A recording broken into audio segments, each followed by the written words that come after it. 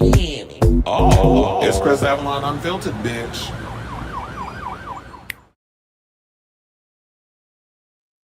Hey y'all, welcome to Happy Wednesday. It's your boy Chris Avalon, and welcome to a brand new episode of Chris Avalon Unfiltered, a show we basically talk about all things going on in celebrity news, gossip, hot topics, whatever's trending.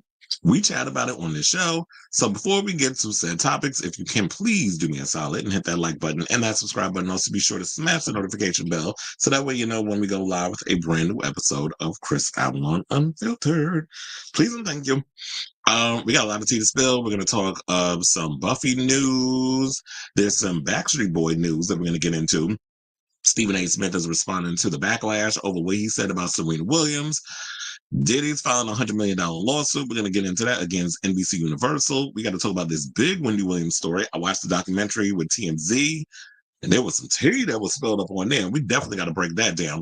Plus, Britney Spears' biopic may be in danger of never happening. We're going to talk about Tamar Braxton throwing shade at Old Lady Gang and Kandi Burruss, and now she's trying to backpedal off of that video that apparently got out. Twitch's family is about to take Allison Holker's opportunistic thirsty behind to court. Speaking of courts, Sonny Hostin's husband, word on the curb is he's seeking to settle that medical fraud lawsuit. There's some Liam Payne homosexual news, not about what we talked about yesterday. There's a little more to add to that. And we're going to talk about the Vivienne. There's some tea that came out about her death.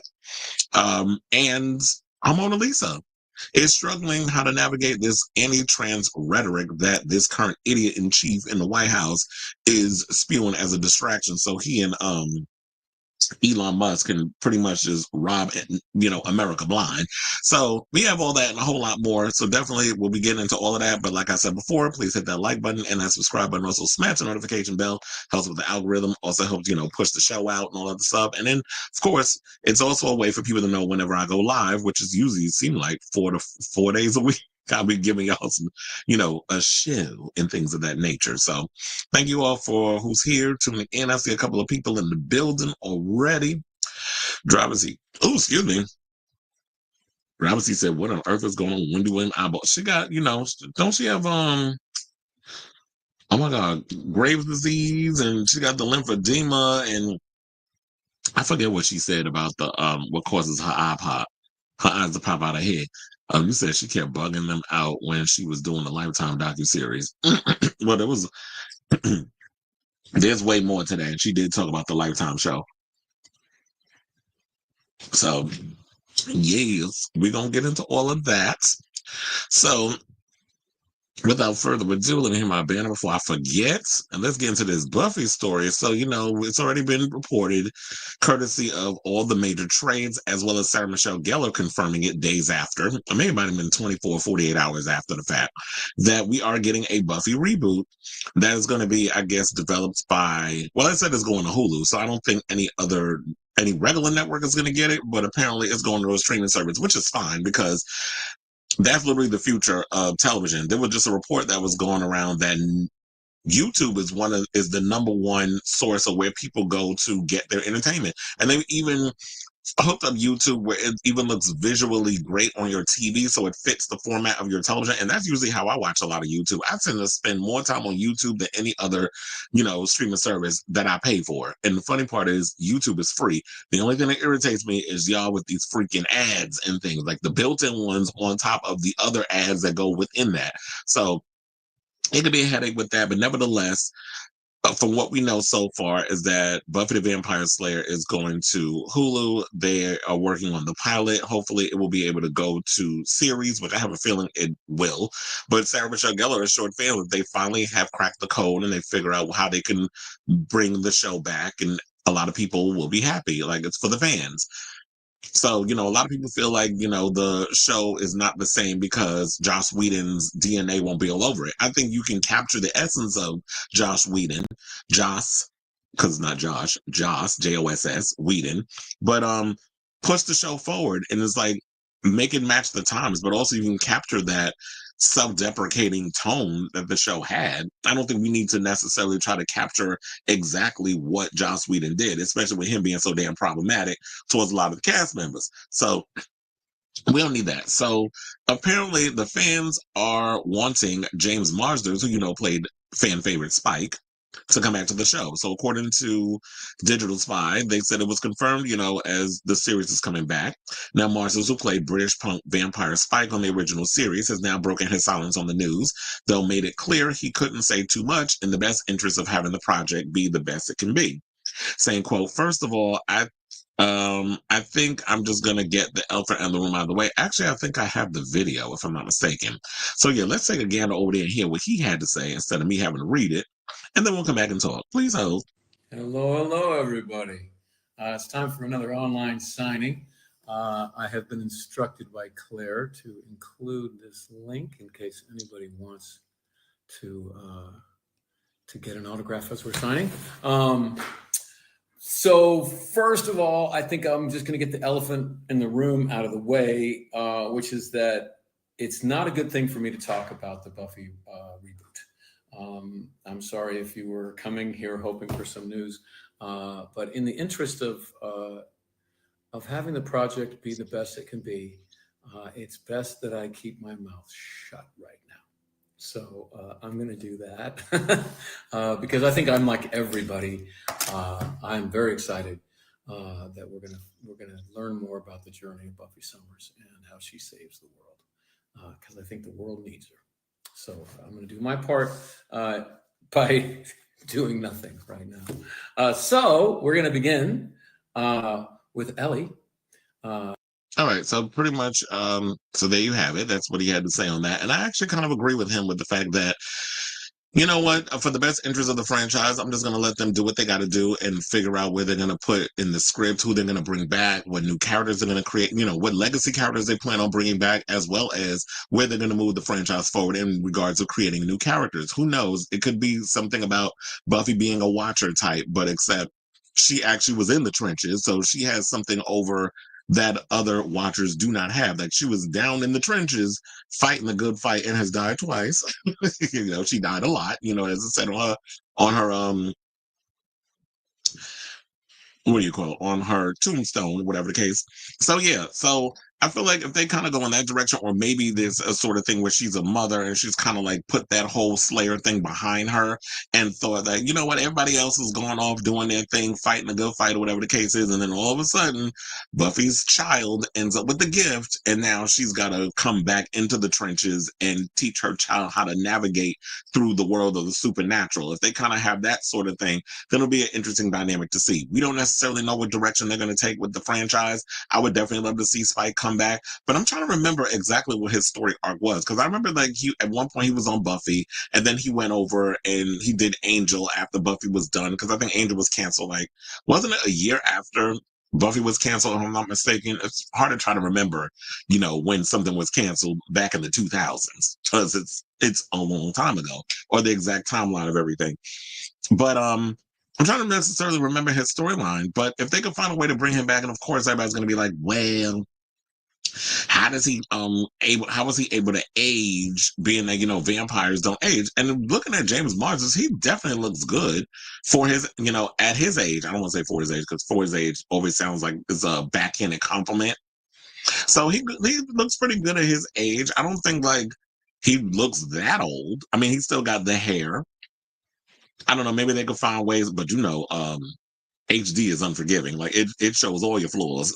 So they'll figure out a way to probably bring him back. Maybe they could make him human or whatever the case is, or I don't know. They'll figure it out. I would also love to see, look, the people that I would love to see come back, I would love to see Spike. I would definitely love to see Angel make a comeback. I would definitely love to see Willow. But if you're going to bring these people back, there needs to be a sole purpose of them coming back. I just feel like definitely if you bring Willow back, there's always a purpose for her, because she's a witch. She was one of the most powerful witches in all of Sunnydale. So to bring her back in some capacity, I definitely feel like it needs to be a shoe-in for Willow and Buffy to kind of have that camaraderie again. And then when we have like the next generation and whatever storyline that they have with that. So I'm genuinely curious to see where they're going to go with this. One of the things I still am pissed off to this day, I don't know who came up with that storyline. It's probably Joss Whedon trifling behind. But that whole that scene where Spike tried to R-word Buffy, I was like, That still pisses me off to this day when he went and wrote that scene in. But, when you look at someone like a Spike was someone who was not supposed to be a character we were all supposed to root for. Like, he was a damn good villain, him and Drusilla. I loved their season when they were on it. It was given very much, what's his name? I was thinking like Billy Idol, or I guess in the mindset of what they were coming from with this was very much Sid and Nancy. So I think that's kind of like the overall idea of where his and Drusilla's character kind of came from. And I love their dynamic. I'm still pissed at this day that y'all went and killed, well, Drusilla did. She went and killed my girl Kendra. I'm still mad at that. But nevertheless, we weren't supposed to fall in love and root for Spike, but he became such a dynamic character that we all just is like, he's just like that character you love to hate. And we love our anti-heroes. And he has found ways, throughout the seasons to kind of have his redemption arc. And I did like that he was sort of like, he was an anti-hero, but he was the antithesis of Angel.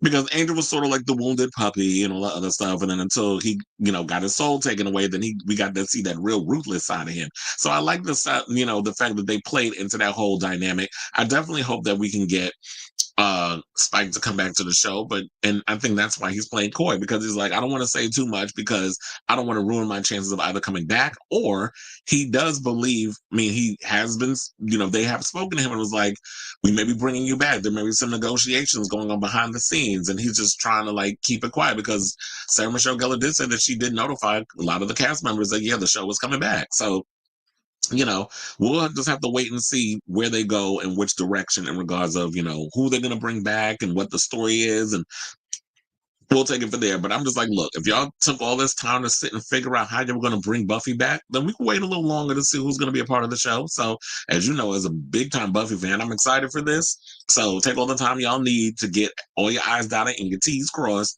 So that way, us fans won't be disappointed, although we already know there's always going to be somebody that's going to bitch and moan about something that ain't go the way they had planned it on going. So I say all this to say, what do you guys think of this story? Are you guys hoping, you Buffy fans, hoping that we can get Spike to return back to Buffy the Vampire Slayer? So whatever your thoughts are, let me know in the comments down below.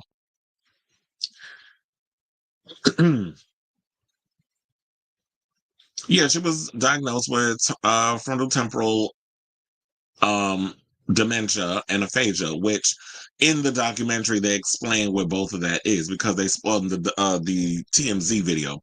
They had brought on a doctor who explained what it is, and it was saying like, I don't remember which one is which, but I know if I combine frontotemporal dementia and aphasia, it's about how it affects your mind and your body and your behaviors and things of that nature. One affects the body and the behavior. The other affects your memory.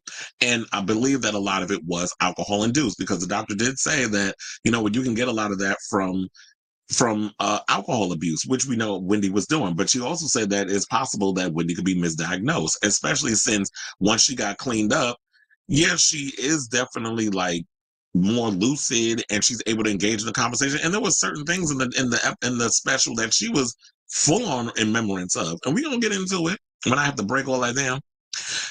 Robert says, good morning. A lot of men typical doesn't want Buffy to be woke. The show. I'm like, huh? What did y'all not? Clearly, the people bitching and moaning did not pay attention to what Buffy was about. All the things that you're talking about that y'all like to use, woke, diversity, that sort of thing. It's just like, y'all really just don't be paying attention. I just feel like because people have a phone and social media, that y'all just say a bunch of dumb stuff. And it just goes to show how dumb and uneducated a lot of people are. It's like, did y'all not pay attention to the show? Y'all really thought it was just this show of the week where it was just a girl going around beating up monsters? Like, if that's really what y'all thought that Buffy the Vampire Slayer was, then you truly do not understand what the point of the show is and what it was truly about. Y'all would just watch. And you know what I can't stand? I can't stand people who just sit there. Yeah, just like staring at a TV and just watching things happen, and you're not engaging and you're not paying attention. So that's the thing that always, I'm like, are y'all actually paying attention to the stuff that you're receiving while your eyes are looking at it, or you just want a bitch? I just don't get it. And people, beating people up double her weight. Did they not realize that she was the Slayer? So the Slayer had superpowers. That was her superpower, being the chosen one. So yeah, she was stronger than the average person. I can't with people. Look, I just need them to just, can y'all find the fieriest pit and just jump into it? As I said, it was just like, people are just so dumb. And bringing Joss Whedon back, what would the point of that be? Because Joss Whedon put a lot of those things that y'all talking about, woke and blah blah blah blah, female empowerment, strong female character, whatever. All that was in the show. So him coming back, what you thinking? What you thinking you gonna get? Some Trumpism bullshit? I don't think so. Oh, Billy Idol gets inducted into the Rock and Roll Hall of Fame. His legacy in the character of Spike. Yeah. I need Hulu and Disney to do their own Tubi unless they can fix the ads and make it like Peacock. I'll get the ad package. What do you mean to do their own Tubi? Because Hulu and Disney is all together. Hulu and Disney Hulu is run by Disney or owned by Disney. So, I don't know what what you saying that. So I don't know what that means that Hulu and Disney to do their own Tubi. They have their own streaming service. Well, first of all, I don't even understand the point of Disney Plus. Disney don't need a damn streaming service. They could have just, drifted off and just outsource their stuff, kind of like Sony does. It's like you could have just outsourced yourself to other streaming services, like Sony does. Send some of their things, it goes on Stars. Well, that's cable, but for the most part, like you'll see a lot of Sony based things on Netflix or other streaming services. So, I don't know. I don't get all. I just don't understand the point of why we have a Disney Plus. Because quiet as it's kept, you really don't have a lot of quality stuff on there. Like, okay, so you'll drop a couple of Star Wars stuff on there. I'm usually disappointed with your live action Star Wars stuff outside of Andor and The Mandalorian. Other than that, I've been relatively disappointed with a lot of the Disney Plus programming. I am looking forward to next month finally getting to see season. What is it, 4? Yeah, technically season 4 of Daredevil. So I'm really looking forward to that, and hopefully, fingers crossed, that we get the Punisher. I'm really hoping that they revive that. I don't know if we need Jessica Jones. Jessica Jones, I was disappointed in. I was also disappointed in oh my gosh, what's his name? Luke Cage. First season was great. Second season was a disappointment. And then the other one, what was the other guy? The white guy that was the martial artist. That show was just terrible. So yeah, it was that bad. I forgot the damn name of the show. So so yeah, so I'm actually looking forward to the revival of a lot of like the Daredevil type stuff, and then the Defenders was okay. So. But anyway, all right, so we got some good news. Congratulations to the Backstreet Boys. They've gotten themselves a residency at the Sphere, which is a part of my job. For those of you who probably don't know, I work in Madison Square Garden. So we also have the Sphere out in Vegas. I was speaking to someone about the Sphere because they were like, oh, this is my first time at the Garden. This was like during a Knicks game that I worked the other day. And I was like, well, how is it? He said, oh, it's like he liked it, but he said the only time that you should go to the Sphere basically is to see a concert. So I don't know, because I've heard that they have other things in there, but for the most part, he was like, the best experience in the Sphere is to go to a concert. So for those of you looking to go see a really good concert and things of that nature, I think maybe the Backstreet Boys would be the perfect antidote. Well, this wasn't the one I wanted to use. It was like, so yeah, the Backstreet Boys would be the perfect antidote to go, get that experience. So the Backstreet Boys will become the first pop act, and that's another feat that they made, to play the Sphere in Las Vegas. The long-running group has announced a July 2025 residency at the immersive new venue called Into the Millennium. Now produced by Live Nation, the event will feature 9 performances on July 11th, 12th, 13th, 18th, 19th, 20th, 25th, 26th, and 27th of this year. That would be 2025 for those of you who ain't been paying attention. Now, past residencies at the venue have included U2, Dead and Company, Fish, The Eagles, and EDM act Anima. Now, when it comes to Fish, I wonder how much drug smells and stuff was going to be, because if you go to a Fish concert, you definitely getting a contact high. I worked. Trying to remember how many shows they did. I think they did 4 shows up to New Year's. And then they did the New Year's Eve performance at the Garden. So I worked 3 out of the 4. I had to sit and remember. And yes, every time it was literally like, it gives people permission, I guess, to just spark up their drugs. Now, fans can expect the group made up of Nick Carter, AJ McLean, Kevin Williamson, Brian Luttrell, and Howie Doro. Sidebar, before I get to the rest of this, did y'all hear Brian Luttrell's son audition for American Idol? I heard that he actually auditioned for this season's American Idol. Now, we'll have to see if he actually makes it on, goes to Hollywood and how far he gets. But I remember seeing that story that Brian's son, and I'm sitting there like, well, chill, why don't you kind of do the whole Nepo baby thing and have your father kind of slide you in, kind of like, what's her name? J.J. Abrams' daughter. And all these other Nepo babies that's going around trying to be like, oh, it's about the music. It's like, your daddy helped you get them songs done. Not that there's anything wrong with that, because, it ain't cheap trying to get demos and stuff made. But just saying. So they basically said you could expect them to sing their Grammy nominated I Want It That Way and Larger Than Life, of course, in the middle of a damn show. I'm getting messages and things. Okay, so and then it said the Spirit technology will enhance the band's music and cutting edge visuals and sound systems, truly making the 90s phenomenon larger than life. And Backstreet Boys' Instagram page teased the Residency with a clip of the starry night sky and the countdown clock, both playing clips from Larger Than Life leading up to the announcement, leaving fans guessing. Now, hold on. I want to show you also the poster. So that's basically what it looks like, along with the dates, in case y'all was curious. So someone goes, what does it mean? It was in big caps. One person wrote, so how much money do I need to save for this? Another asked, planning for a potential concert. Now, guys, please stop playing with our hearts. Tell us already, if something big is happening. Well, I kind of told you that something big is happening. But I guess at the time when they teased it, they didn't realize, that this was the thing, that basically they're doing a residency at the Sphere.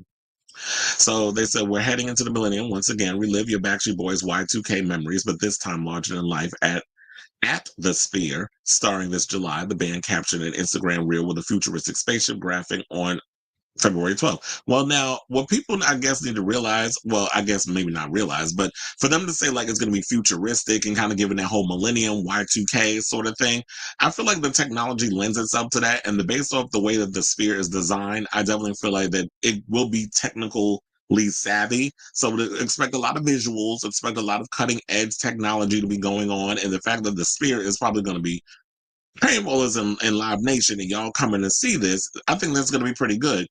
The thing is like, I'm sitting there trying to remember, it's like, did the Backstreet Boys have a lot of big dance tracks? Well, I guess they did, because when we look at it, it was like the Backstreet Boys was more or less all about harmonizing and showing that they could sing, versus NSYNC, who was more or less all about, okay, we doing that whole R&B pop, and then we started experimenting with different sounds and that sort of thing based off of, the different ideas and sonic inspirations that the group had. JC Chasez was more into the electronic music type stuff, which is why they worked with BT on Dirty Pop. Or you had Justin Timberlake want to be Michael Jackson behind, all of a sudden he wanted to be the white man with the soul, blue eye soul music. So it was sort of like, what everybody else was doing by working with Timberland and Pharrell and all that other stuff. He wanted to bring that kind of vibe up into what they were doing. So this sounds pretty interesting. Now, it'll be interesting to see how much these tickets are, because I have no idea how much the tickets are. But what I do know is that they said that the pre-sale for the first 6 shows starts on February 18th. That will be next Tuesday at 9 a.m. Pacific time. The artist presale will begin Wednesday, February 19th at 9 in the morning, Pacific time. The general sale for these shows begins Friday, February 21st at 9 a.m. PT at BackstreetBoys.com. They said for the remaining 3 shows, the Backstreet Boys Fan Club presale starts on Tuesday, February 18th at 11 a.m. Pacific time. The artist presale will begin Tuesday, February 19th at 11 a.m. Pacific time. General sale for the final 3 shows starts on Friday, February 21st at 11 a.m. Pacific time at BackstreetBoys.com. So the Vibe on sale for hotel and ticket packages kicks off on Friday, February 14th at 6 in the morning. So if you want to do the hotel ticket package situation, where it's like, you get the hotel along with, you get tickets to the whole situation, I would say, like, try to see how much that is. But, I'm sure y'all probably going to be breaking the damn bank. But like I said, I'm definitely genuinely curious to be like, well, damn, how much these tickets going to be? But, excuse me, for this situation, tickets these days, it's like, is anything not so damn expensive anymore? But I would definitely love to experience the Sphere. You know what? I remember, didn't they say something or another that Beyonce was interested in doing a residency? But I guess there was an issue with the fact that she wanted to shut down the Sphere for a long period of time so she could get her perfectional rehearsals in. And they were like, we can't do that because the Sphere, we gotta rent out the place. Basically, when you do these arenas, stadiums, this sort of things, when they're coming in performing, they're renting out that space and having to bring in their equipment and do all the other stuff in there. And I guess because the way she is as a perfectionist, they didn't want to do that. But hopefully she does. There's some type of thing that happens where Beyonce ends up doing a residency at the Sphere. I also think, like, after this tour that she about to go on, Kylie Minogue, I would love to see her do a residency at the Sphere. I think that would be cute. The Voltaire was a cute little situation, but I would definitely love to see her doing there. Look, we've been trying to get Madonna to do a damn residency, but she ain't trying to do all of that. But I'm like, if she does, then I feel like Madonna should just do like what Billy Joel did when he was at the Garden and just do a contract with the Garden, do a couple of shows there out of the year, and you bring people in, they'll go and see her that way. I really hope that she reconsiders with that. But I say all this to say, what do you guys think of this story in regards to the Backstreet Boys performing at the Sphere in Las Vegas? And are y'all getting y'all tickets and things? So let me know what you guys think of this story in the comments down below. Okay, Robert says Teddy Mellencamp is going to emergency surgery and move 18th. Well, damn. Do you think that may have caused her to cheat on Edwin? Because remember, she was out here spreading her legs for that damn horse trainer, and she was out here cheating. I wonder if her good Judy, Kyle Rich, is going to be by her side. I mean, Teddy Mellencamp blindingly would always just defend Kyle no matter what. So I really hope that she's actually being there for her friend and not being that one-sided friend she usually is. Oh yeah, She-Hulk was definitely a disappointment. I didn't even finish the show. Although I will say this on Disney Plus, I am liking that new Spider-Man series. I only saw like the first episode, I saw the first 2 episodes, and I like what I saw, but I gotta finish it. So yeah, the Sphere has IMAX style movies too. It feels like you're in there with what you're seeing on the screens because it all goes around. And I've seen films where it's like it like goes and encompasses the entire wall of the screen. Like you have the screen and it also comes on the wall. I forget what that's called, but I saw it at Regal. But I had that experience of a horrible movie. And that was the last Thor movie, Love and Thunder. I was so disappointed in that film, and I was so mad that I wasted that experience on that film, because it was like, yeah, y'all gotta put guardrails on Taika Waititi, because if you let him go to his own devices and with the comedy and he goes way off, and it's like, you needed that balance from the last movie, not Love and Thunder, the one that came before that. So, all right, so let's get into this receding hairline having heifer. Stephen A. Smith, who is doubling down on his opinion regarding the ferocious backlash that he received for going in on Serena Williams. Now, for those of you who probably don't remember, because it was, well, I know y'all short, your memories ain't that damn short. Excuse me, but to remind you, he basically went and said in one of his, I guess, ESPN shows, whatever the case was, that if My wife was out there crip walking to her ex that she ain't been with in over a decade, that basically I would divorce her. And basically my response was, well, sir, you need to find a woman first before you could divorce one. So ESPN host Stephen A. Smith is defending his comments that he made in the aftermath of Serena Williams' surprise appearance at the Super Bowl halftime show.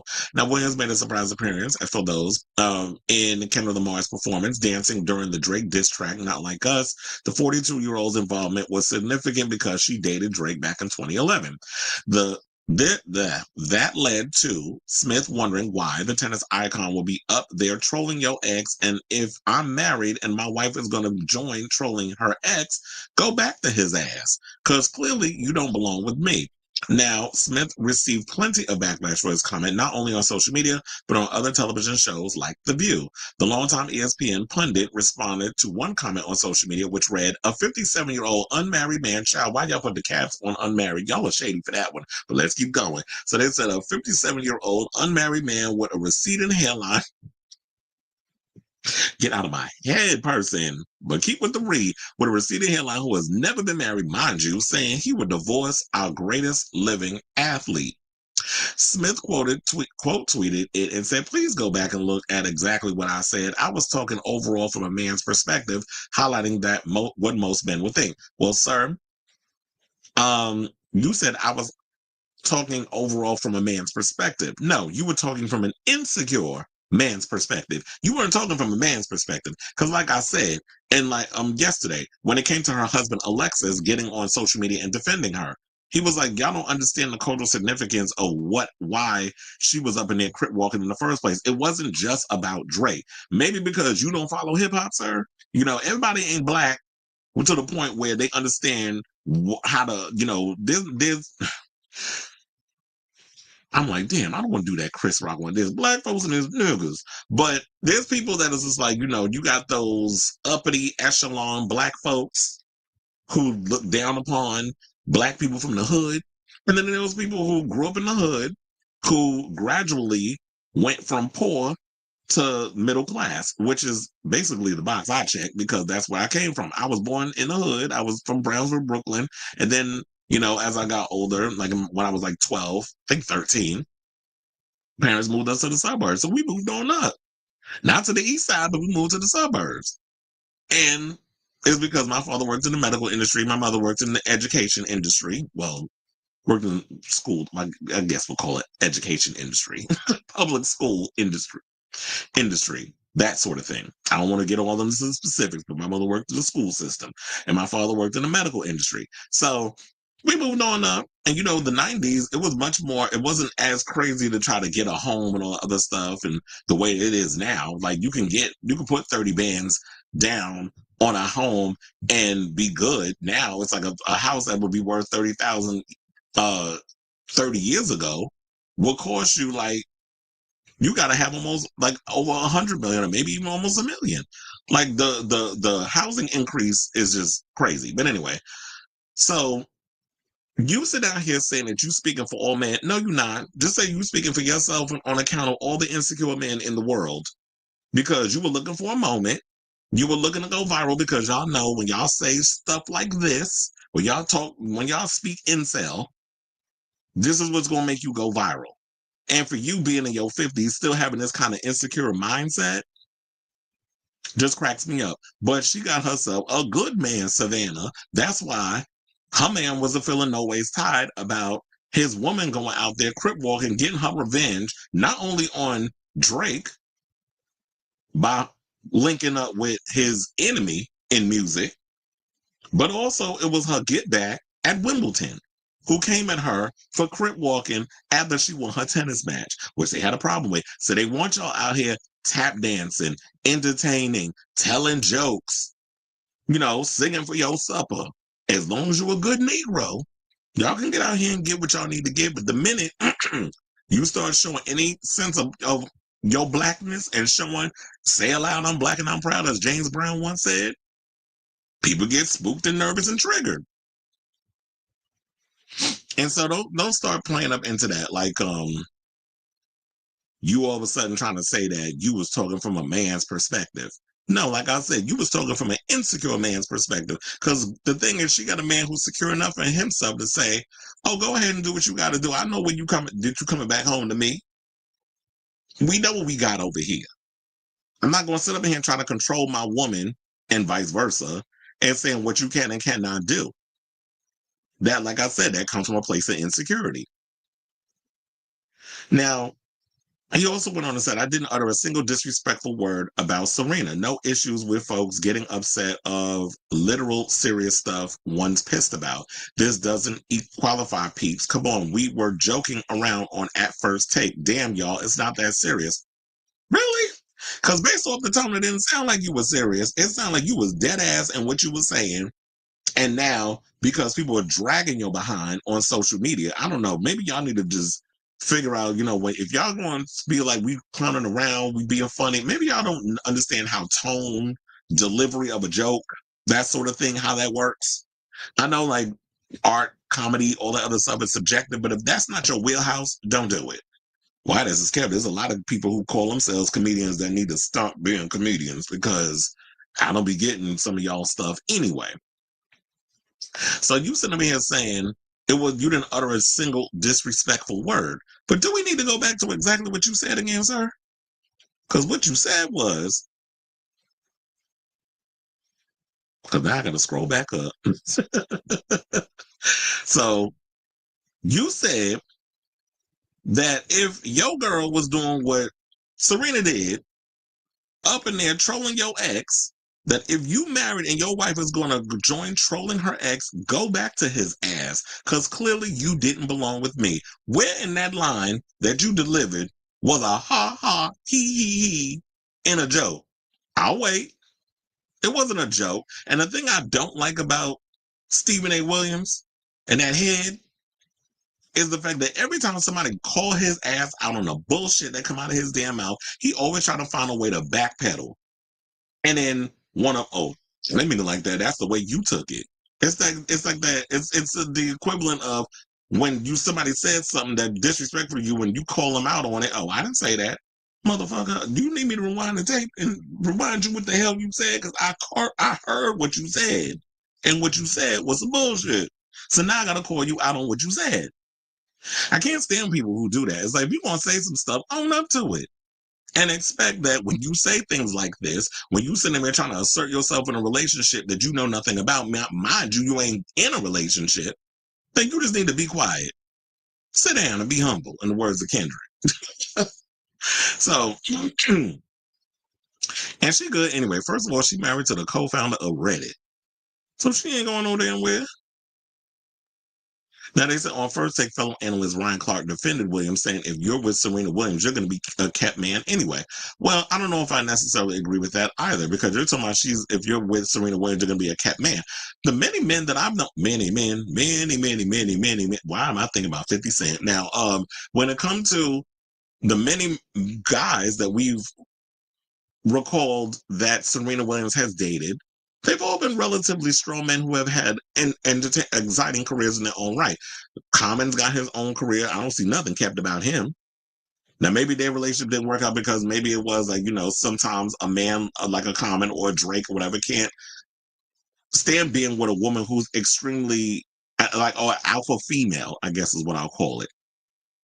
So she got herself a good man for being somebody who don't care about being in the spotlight, someone who's not interested in being on camera or being a celebrity or whatever the case is. He's doing his thing behind the scenes, as a mogul, or what we call him a oligarch. Because if you own, but he ain't like them idiot oligarchs like a Zuckerberg or Elon, apartheid Clyde, aka Elon Musk. Like, he's not interested in all that other stuff. This is a man who seems to be, based off of what we've seen so far and on the surface, someone who's very secure with his manhood. So yeah, they basically said that and he has an estimated worth of $150 million. So Serena is her own woman. Alexis is her own man. And look, when she was with Drake, when she was with Common, who else was she dating? She's the damn, I had the person name in my head too, and I just forgot.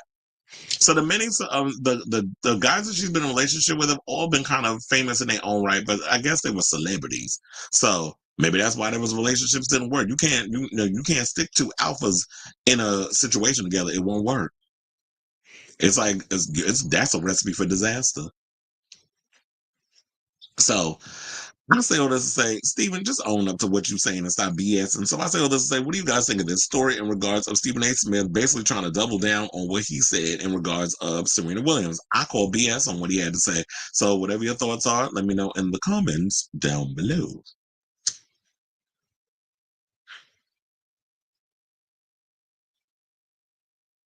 Magical mermaids in the building. You say what you talking about, Florence? Don't you mean Willis? Child, what's the tea? Oh, child, it's a whole lot of tea. Savannah waiting exactly. That's why I got to when I say, oh, she got her a good man, Savannah. Yes, I got that from Waiting to Exhale. It was like I feel like Sex and the City was inspired by Waiting to Exhale, but child, we need to. There's been many shows that have been inspired by black stuff, but have been whitewashed. Do we need to bring up Living Single and Friends? Said, in my opinion, Living Single was the better show. I said we're looking. Okay, she was one of them I was actually thinking of in my head.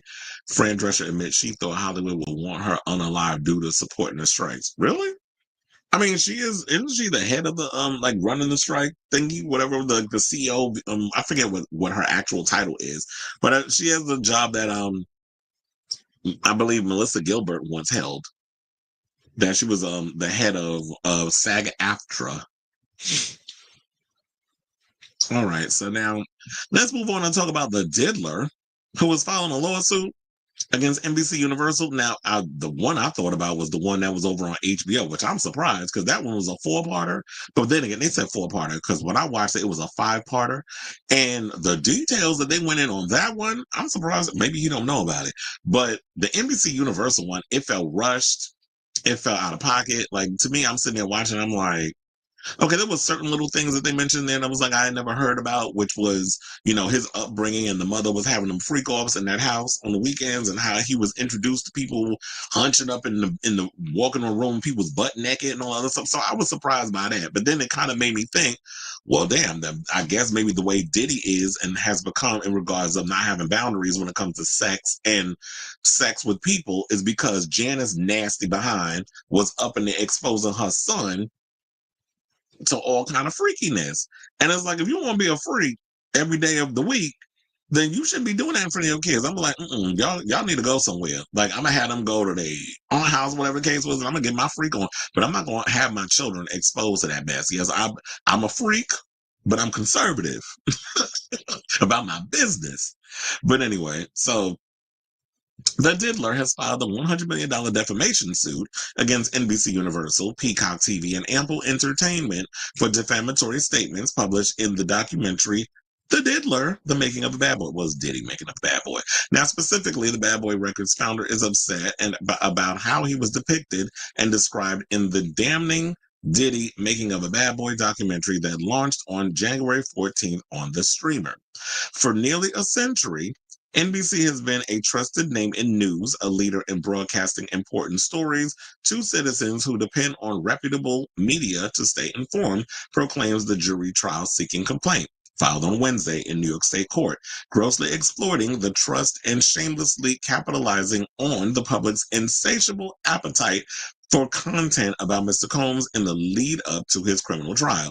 Defendants made a conscious decision to line their own pockets at the expense of truth, decency, and basic standards of professional journalism. Now, filled with interviews from past employees, collaborators, ex-bodyguards, alleged victims, and more, the 90-minute Diddy, Making of a Bad Boy, delves into the claims of decades of violence and abuse by Combs as well as peers into the death of Biggie and Kim Porter, longtime Diddy girlfriend and mother of several of his children, which the implication when I watched the documentary was the fact that Diddy may have, well, I said implication because it was implied, that he may have had something to do with Kim Porter's unaliving. And I even think that Albie Shore, who was interviewed in the doc, implied that as well. So He's basically out here trying to say, I didn't have nothing to do with her death. And, there's some people out here who truly believe that he may have had something to do with Biggie as well, especially when it was just like, okay, you had him out in LA for the awards, and then y'all were supposed to go to this, I believe, an after party, whatever, and on their way there, or they might have been leaving, I'm trying to remember off the top of my head, but I can't. That's when they lit up his car with bullets. And they rushed him to the hospital, which I believe was like a block away, but then he didn't survive. And it just didn't dawn on Diddy that, yeah, because you was more or less focused on business, and then you had all this other back and forthness going on in regards of, because I didn't know this, that I didn't know that Suge Knight was basically trying to create an East Coast version of Death Row Records out here on the East Coast. First of all, I was way too young to be knowing all this other stuff that was going on in regards to like their business endeavors and the whole beat. All we know about, me growing up in the 90s was there was a huge East Coast, West Coast rivalry going on, that Diddy was somebody who was pretty much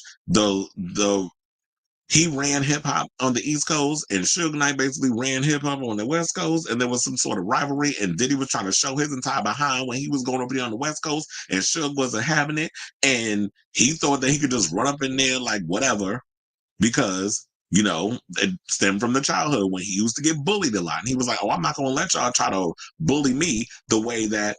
He was bullied as a kid when he didn't have the money and the power and the influence and stuff. Now that he running around here with making millions and millions of dollars in his 20s, you can't tell somebody with all that money and no guardrails, nothing.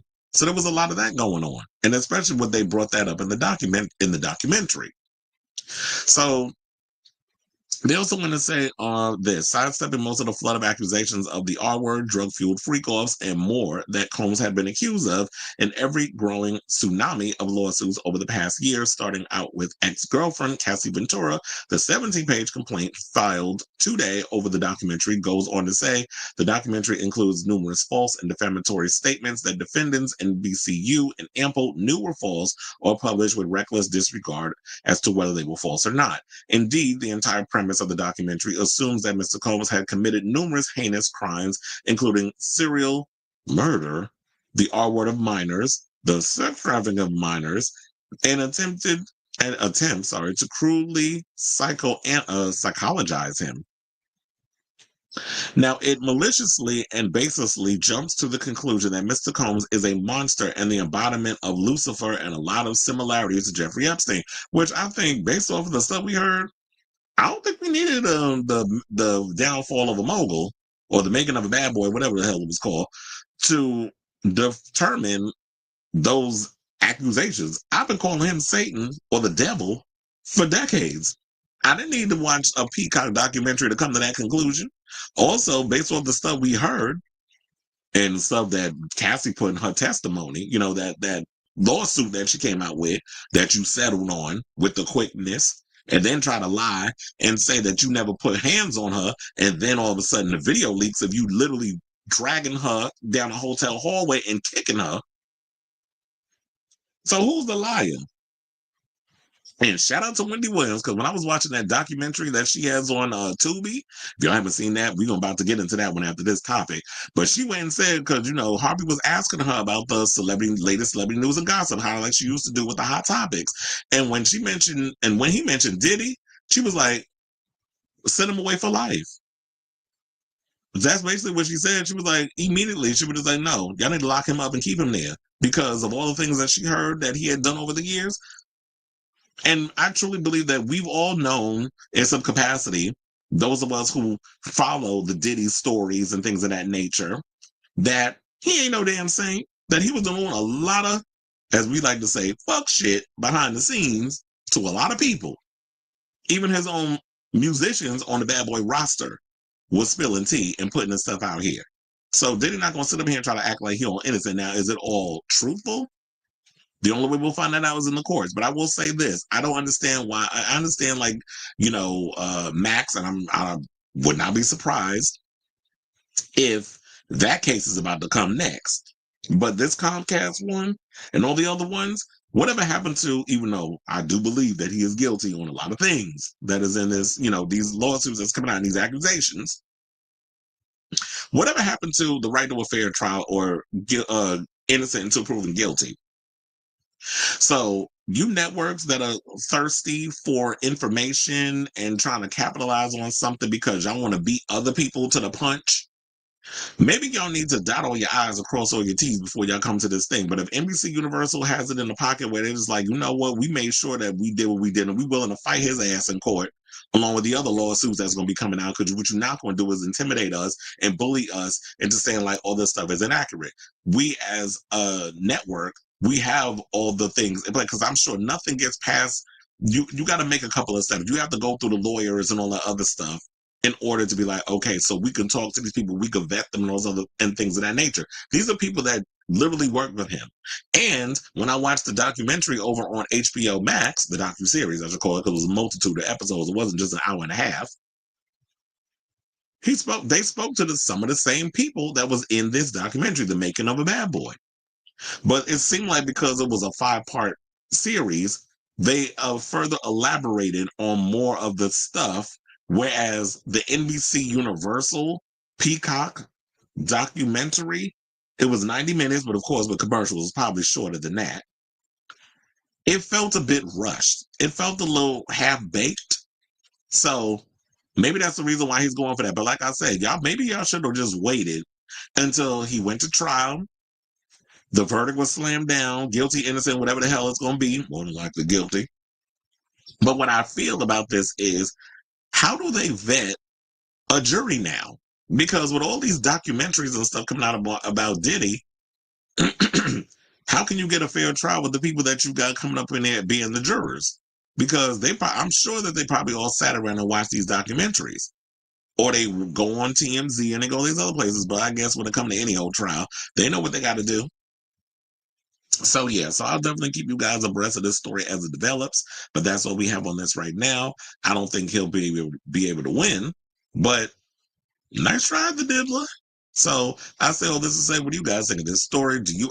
Are you all surprised that Diddy is out here filing lawsuits against people for defamation? And do y'all believe, if you saw the documentary, even the one that's on Max, do you actually believe the allegations that a lot of the people who worked with him have put out here? So let me know what you guys think of this story in the comments down below.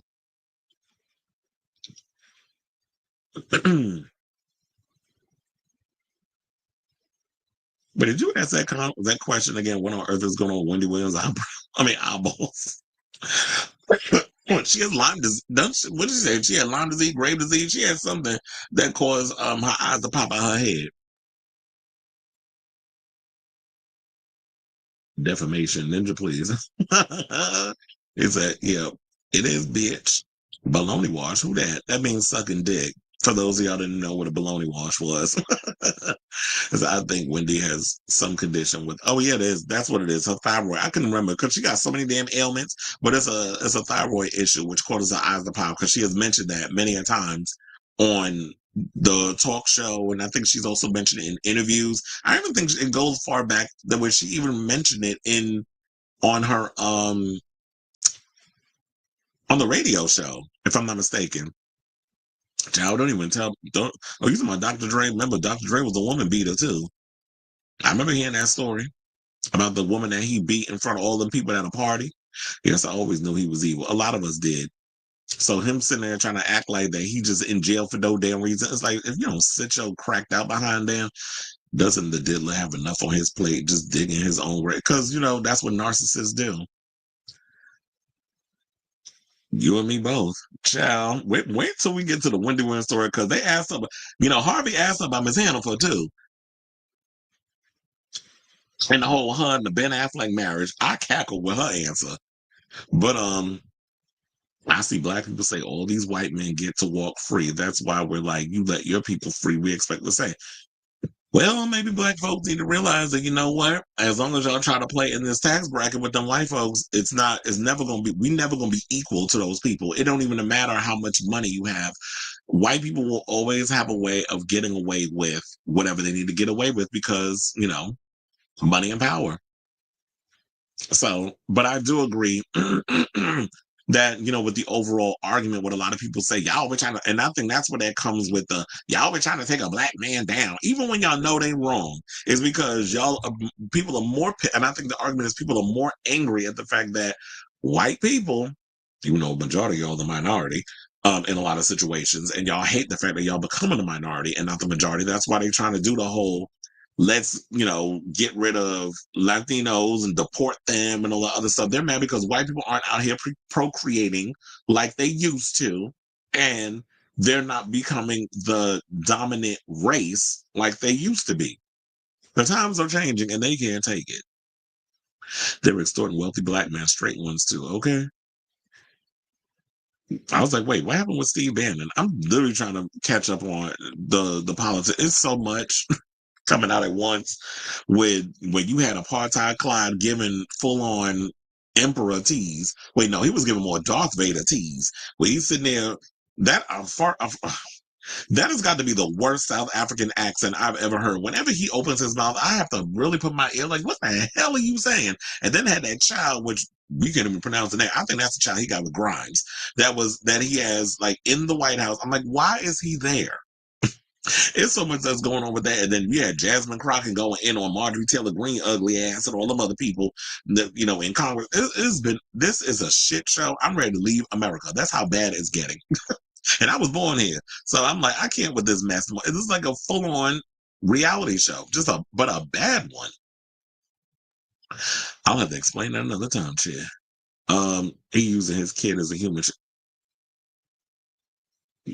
Probably.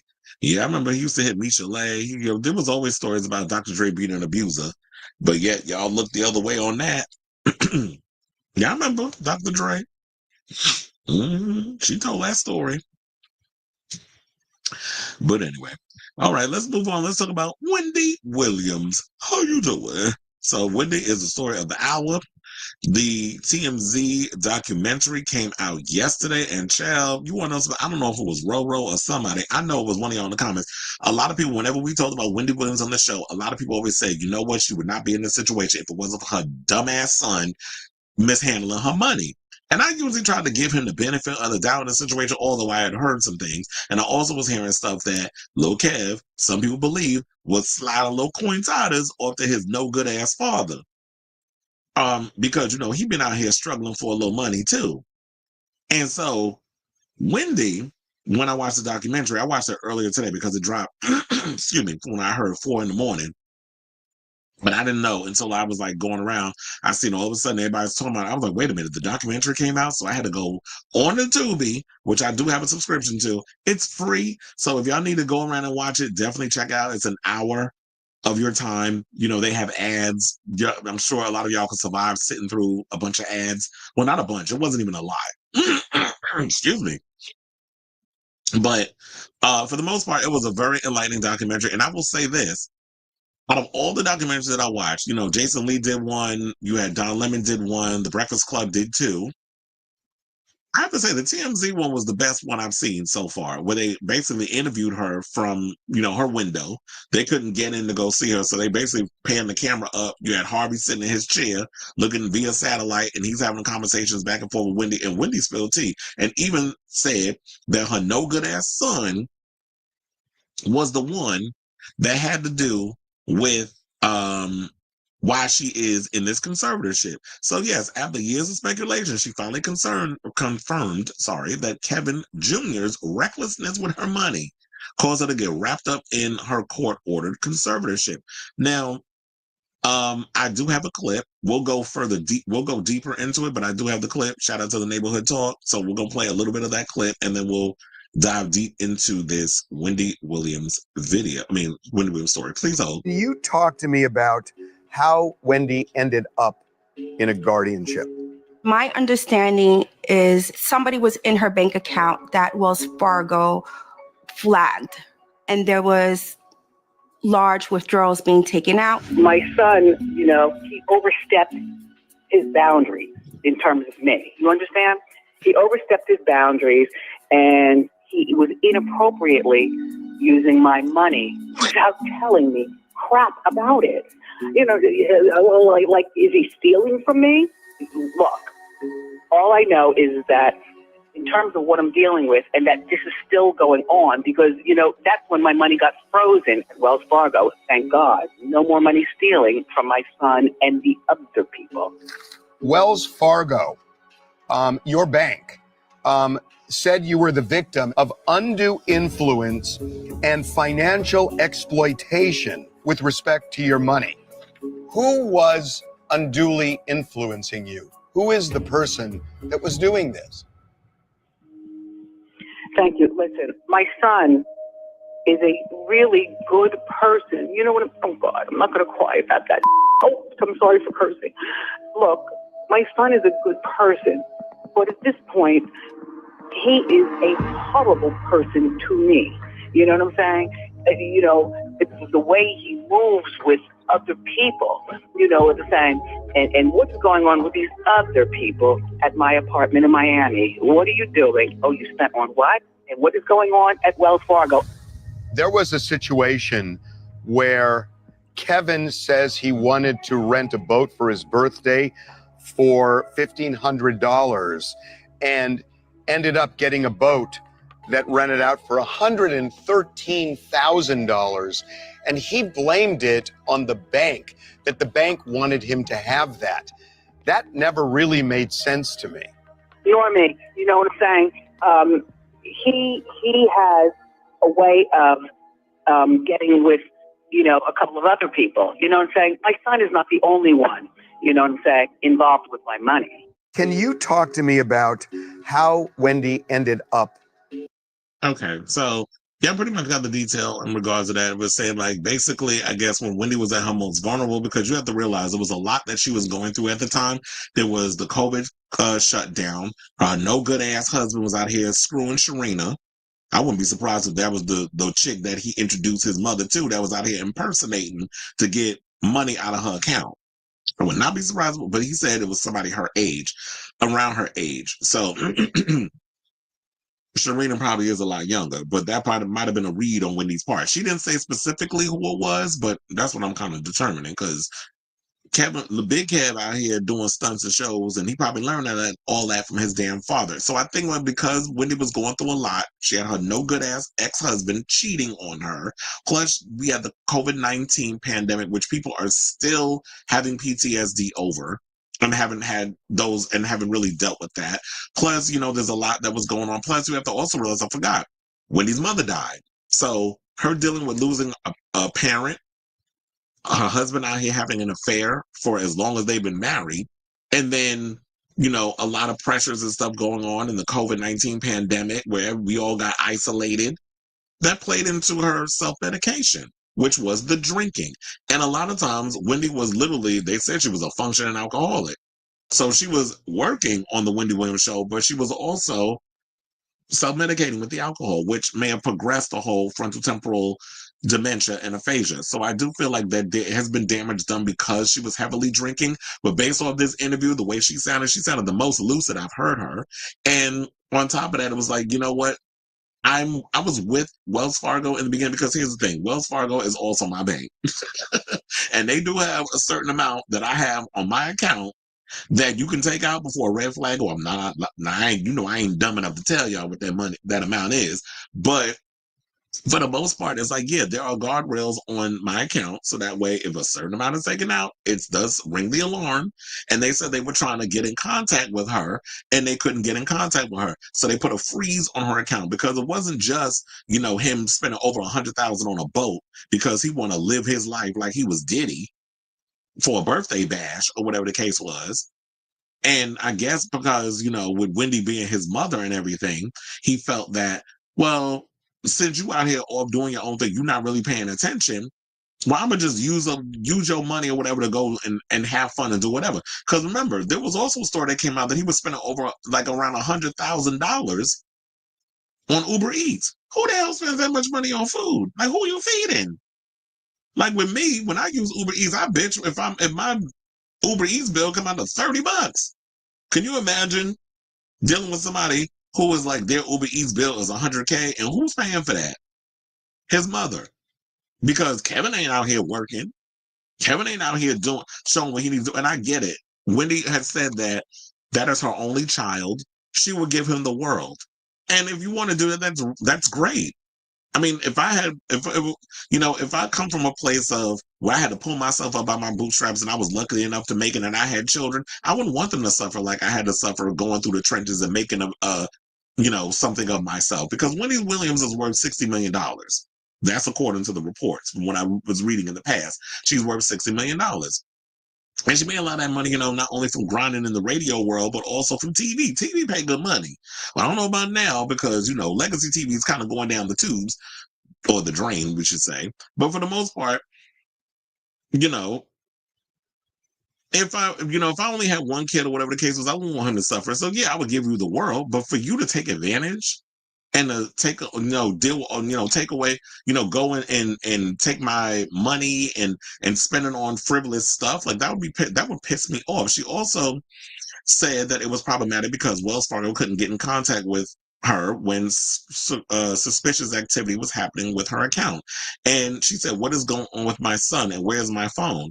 Where's my phone, Kevin? Where is my phone? Why are you keeping my phone? There's nothing that I could do without my phone. Who am I going to call? I don't know anybody in Miami. I don't know anybody in Florida except for my family. So my son is overspending. And I'm like, okay, what's just going on? And some would probably think that maybe he took her phone because she was drinking and he didn't want her to find a way to go and order alcohol to come to the house. But let me tell you something about drug addicts.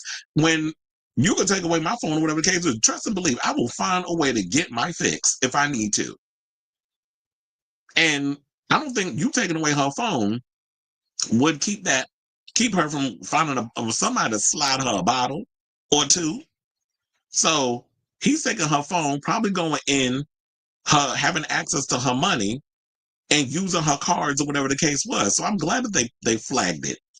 And that was smart on the bank's part to do that. Now that she's sober, now that she's of sound mind, now that, all the I's are dotted and the T's are crossed, now is the part where y'all need to let her out of this damn conservatorship, because the way y'all got her wrapped up in this situation, it's like, okay, the work is done. Y'all put a stop to the situation. She did the work to get herself together. There's no need to keep her in this conservatorship. There's no need to keep her wrapped up in this thing. And I love the fact that they did interview Alex, her niece, and the way she went around, because I think she knows some tea too, but she was just being, demure and mindful in her delivery. She was like, well, to get her out of this whole situation, they working on getting her a sober coach, or maybe she has one. I don't know. They weren't really specific on whether or not she had one, but it was like, if they when they get her out of the conservatorship, they'll be able to have a sober coach, someone who can keep her in the trenches of what she needs to be having done. And then she could do, the work in regards of,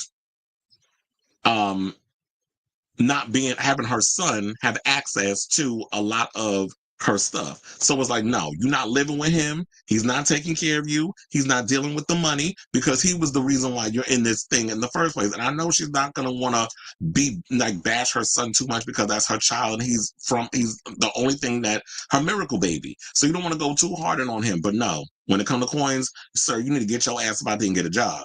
Or as Precious Mama told you, better take your ass down to the welfare. I know he's not really going to do that, but still, it's like, no, you need to figure out how you're going to take care of yourself. And who knows how he's taking care of himself now. But for the fact of how he did his own mother that way, that's just diabolical. And, some people were saying like father, like son. So I don't know, maybe this was his way of like getting back at his mother. Because remember, let's not also forget, remember once upon a time, Lil Kev was on drugs and an addict, so he should understand what that world was like. And then Big Kev, talking about him and Serena, got him clean, and they took him down to Colombia and got him all fixed up, and he started eating vegan food and all the other stuff, which they said they ended up introducing Wendy to vegan food. So it was literally, New Puss is basically getting him together and trying to get Wendy together. New Puss being Serena. So Wendy was asked about a filing in which Wells Fargo called her a victim of undue influence, which the U.S. Sun were the very first to reveal in 2022. Speaking about the undue influence, Wendy said, listen, my son is really a good person. You know what? I'm not going to, okay, we don't need to read that because you already saw the video. So they said he also, I forgot about this detail. He had done more than just run a boat. They said he also spent over $100,000 on his mother's American Express card before Wells Fargo froze her accounts. She then alleged the woman had been impersonating her in an attempt to steal even more money from her, and that it was her own son who had introduced the woman to Wendy. He has a way of getting with a couple of other people. I'm saying my son, not the only one involved with my money. And by the way, someone pretended to be me. So I do feel like in this whole situation, y'all are treating her like a criminal. She has done the work to get herself together. I feel like this is the time y'all need to let her go. She has done the work. She's no longer drinking. Put a sober coach in place who can keep her on the right track. Also, I really feel like since her niece seems to be the one of sound mind that genuinely cares about Wendy and don't want nothing from her because she got her own sound mind and career, that Alex should be the one who should be the one that looks after her aunt and making sure that she's got all the care and everything that she needs. Just have her check in with her aunt, see how she's doing, check in and check on them people that she's surrounded by that is going to keep her on the right track. I also feel like this should be someone in charge of her finances that is going to keep track on this is the only amount that you're allowed to spend and then put a cap on it. And then other people don't come in and try to, infiltrate and take advantage like your son does. Like, do I think that Wendy is all the way together mentally? I do believe like there has been some damage done from the alcohol abuse, years of alcohol abuse. However, I do feel like she is in a place where she's coherent enough that she does not need to be in this crazy conservatorship where she's treated like a damn prisoner. So hashtag free Wendy is what I'm going to say. Now, before we get off this thing, I definitely want to go in and talk about some of the stuff that she said. Harvey asked her about Donald Trump. And she told about like the first time they met, it was at a movie. They went to, I guess they were at a movie or something, and she stood next to him, didn't realize it was him, and then he commented her on her weight or whatever the case was. So Donald always been Donald. We've been saying that for years. And you just basically getting Donald on steroids now. But Donald's always been unfiltered in how he talks, especially knowing him from New York and all that other stuff. Then they talked about Diddy. I mentioned it earlier. She said, no, lock his behind up. Don't let him out of jail. It is what it is, because all this other stuff that she's known about him over the years, all these allegations coming out, she know she know a lot that was going on in hip hop that she could be like, guilty, hashtag guilty, but she not the one on trial. She's not the one in his case. So, but she knows stuff, and she immediately took her back to that place of talking about it. Now, when they talked about Ben and Hennifer, she was like, beautiful girl. She loves Jennifer Lopez, but just the way she goes about her relationship, she says she a mess. But she didn't go too deep into it, but it was like, yeah, but basically we was all thinking. It was like, yeah, Jennifer's messy when it comes to her whole relationship life. Like, you get with a man, you can't keep him around long enough because of for whatever reason. It's probably ego, whatever the case is. She's probably too much to deal with, that sort of thing. So Wendy was just like, yeah, messy. And then they asked her if Travis Kelce and Taylor Swift should get married. And she was like, well, they've been together a long time. Why not? And she was like, that's what divorce is for. Because she's like, I've been through it. So if they get a divorce, they get a divorce. But then you got to realize like how they going to split all that situation because, Taylor is a billionaire and Travis is not. Although I did hear there was some rumblings that Travis is talking about he's considering retiring. And he did say something or another that he's just kicking a bunch of cans down the road and he hasn't really settled on what he's planning on doing yet. And I feel like at his age, he's in his mid-30s. He's in pretty good shape. He's got a lot more going for him than football, unlike Patrick Mahomes, who needs to stick with the football because who else is like really clamoring for him outside of him playing for the Chiefs? And Madison Buttfuck, who I heard just got his clothes taken. I think it was out of the locker or something or another, some mess. I didn't care enough to read the article, but I saw something in the headline. So they all are interested. Travis Kelce got a career going for him outside of football. And yeah, the cachet may have helped because of who he's attached to. So he can leave football and he'll be all right. He's got a successful podcast with his brother. He's got all these other things going on. He don't need the Chiefs. That's just an extra little check. And look, you're not injured yet, so I quit while I'm ahead, especially since your cachet is what it is. So, yeah. So that's basically the whole thing that we heard about it. And then they also talked to a doctor about her situation. And she basically told about the frontotemporal dementia and aphasia and was basically saying that, yeah, Wendy probably should get a reevaluation. Wendy also said that since she's been locked up in that prison, which has been 7 months. She has not seen a doctor. So Sabrina out here filing lawsuits and I feel like she got busted because she really wasn't like interacting with Wendy through, especially from when we saw the Where is Wendy Williams docuseries. The docuseries, when we were watching that, you can clearly see that she was not being taken care of. She was not being attended to, and Sabrina was nowhere to be found. So now that the broad got egg on her damn face, now she want to come out here and save face because she's not looking the best based off of with this Lifetime video. And I'm glad that Lifetime did the video. I know for better or for worse, I know a lot of people didn't like seeing Wendy in that light, but you want to know something? I'm glad that the video came out because it's shedding a light on this situation. It's shedding a light on the mistreatment of people in these guardianships or whatever you want to call them. So, and the fact that these people who just collect your money, do they really have your best interest at heart, or are they really trying to help you get better, or they just want to keep you in this prison for the rest of your life because they're able to profit off of you being in this so-called little prison? Because we talk about it when it comes to regular people in jail, how regular prison has become like this thing that people are able to monetize. And now we're looking at this where it's a technical prison. And she said it's like a ward for people who have issues with their minds or their memories. And she's in there with people who are like 80 years old, 90 years old, and Wendy is like 60. So she's probably like the youngest one they got up in there. So it's like, yeah, I do feel like they need to free Wendy. That's all I probably remember other stuff down the road in regards of this story, but this is off the top of my head what I could think of with this whole documentary. So if you guys get a chance, definitely check out Saving Wendy Williams over on Tubi. Yes, it's free. There's ads and stuff up in there, but definitely I would say check it out. It's definitely worth your time and worth a watch because it was definitely an eye-opener in regards to some of the stuff I watched. And it was good to get that confirmation of being like, a lot of people, even me at times, but I was trying to give him the benefit of the doubt, expected or suspected that Lil Kev may have been the catalyst in getting her in his damn conservatorship. So it's all your fault. We ain't gonna go and drag him over. He's being dragged enough.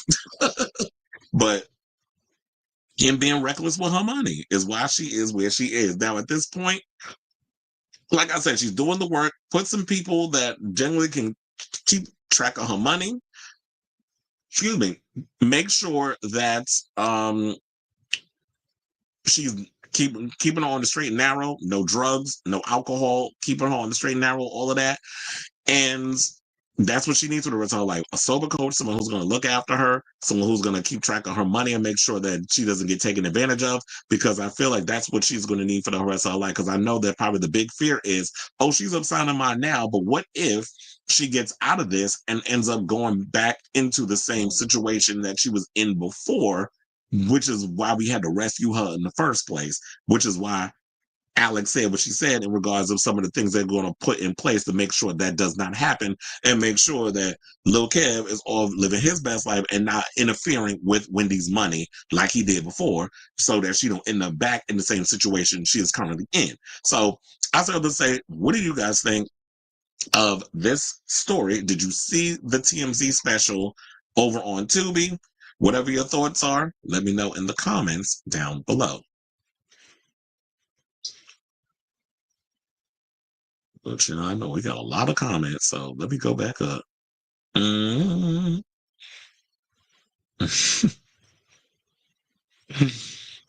Here you go. Allegedly, exactly. Wasn't her kid? Yeah, that's what I said. Uber Eats $100,000. It's like, yeah, someone said he spent over $100K on Uber Eats. Who was he feeding? That's what I said. Who was he feeding? And you out here trying to flex on your mother's dime. That's exactly what he was doing. He was literally out here flexing on his mother's dime. It's like, it's my money. It's kind of like that line where not Peaches, but she did play Peaches. But when what the hell's her damn Jada Pinkett in Scream 2? She said when he was like when she wanted to get some popcorn or whatever, she was like, that's my money. I said, you to use your money or whatever the case was. And so that's what it is. It's like, yeah, you trying to flex on your mama's money that does not belong to you. I mean, because that was her son, like she said, she would give him the world and whatever he needed. I'll give it to you. But the fact is, you was a spoiled little brat, and you was out here just spending your money, your mother's money like crazy. Like you getting $100K on a boat, talking about that the bank wanted you to have it. Banks don't know. The bank is when you put your money and you take the money out, and you can, it's a place where you keep your money nice and cozy, and it builds interest and all the other stuff. So you sit up here talking about the bank wanted you to have it. The bank don't know you. So how you sit up here trying to say, well, the bank basically wanted me to have this boat for my birthday party, and you really thought that your mother was dumb enough to believe that, or you probably was just, wholeheartedly taking advantage of the fact that she wasn't of sound mind because she was out here drinking. So while she was out here being an alcoholic and the family was keeping it a secret, you was taking advantage of her when she wasn't of sound in mind, or she wasn't at her best. Yeah, that was another thing too. Living in Miami, I would not be surprised if his apartment was $4,000 to $6,000 a month. I believe he lived I think he had a condo. Joan Crawford really had the tea when she didn't give Christina any. No, Joan was just an evil ass bitch to them damn kids, to Christina and Christopher, and didn't even leave their ass a dime when she died. Allegedly, because they say in that book, they said Mommy Dearest is a lie. She worried about her dad too. Oh yeah, I forgot to mention she's supposed to be going to her father's for his 94th birthday. I think he's 94. His birthday this weekend. I said, child, it's gonna be awkward up in the Williams house when she go down there for 2 days and see that Wendy done spilled tea about her no good ass, low down, dirty dog of a son in a Tubi special. There was a poll of the greatest living 40 plus rapper, J. Cole and Eminem. J. Cole's over 40? I didn't even know that, but I don't know. Eminem is in his 50s. But Lil Wayne got 10% of the vote. The YouTube poll says all that needs to be said to people. Lil Wayne isn't a rapper. Well, Lil Wayne does what he does, but is he like there's some people that do put him up there as one of the greatest rappers of all time. They put, a lot of times when I hear it, it's like, Lil Wayne, J. Cole, it's the same old. And then people always want to debate if they want to put Eminem in the top 5. He's very slow in his raps and not really fast in his speech. Well, I mean, isn't that Southern thing? And, it's that scissor. The fast rapping, well, it depends where it's from. But yeah, we do a lot of that wordplay. We're more or less about lyricism and wordplay in New York. Damn, first the ex-husband, now her son. If this is true, shame on. Well, Wendy said it out her own damn mouth. You talking about if it's true. Wendy the one that said it. Because I can confirm from my own research, Madonna has unfollowed Kanye West on all her socials. Well, you knew she was going to do that, but I kind of wonder, is she going to take him off of...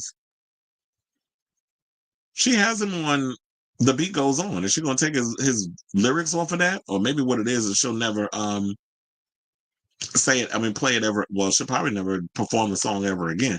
There's an episode of the show American Monster where a guy killed his parents and was taking his mother's medication she was getting for cancer, then wrote a check. That is so diabolical when people do that. Does not say Roro was the one who was in the beginning, was like, it was Kevin. So that son did it.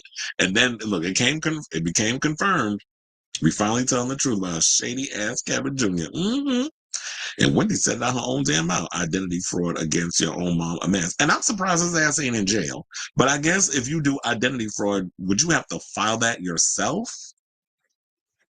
And then she ain't going to do that against her child. But if she's admitting that on camera, I mean, I don't know if files can be charged. Charges can be filed. Yep, Serena Jr. I would not be surprised if he had introduced her to his mother and she was impersonating him, or impersonating her, trying to get that money out the account. And I'm like, first of all, Wendy Williams is a light-skinned woman, not light-skinned on account of Beyonce, but she beige, fluorescent beige. I did a remix of Madonna's Madonna. The Beat Goes On, and I cut out Kanye's part, not just because of what he's doing, but I wish he had never been on the song. Actually, I kind of like his verse on it, but yeah, he's trash. Is it me, or does Lil Kev look like me?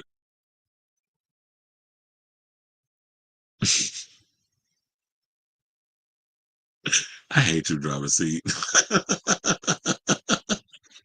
Okay, it's not egg on his face, it's lemon juice. that one caregiver was twerking on a patient face. Really? I'm like, okay, you a mess, child. Why is little Kev hanging out in 23rd Street Fitness Club? Wait, was he? And what he doing in New York? Child, which one? You talking about the gym Sailor Mermaid go to? Gym U, all the porn stars and the homosexuals be going to work out. That's Austin Wolf old gym.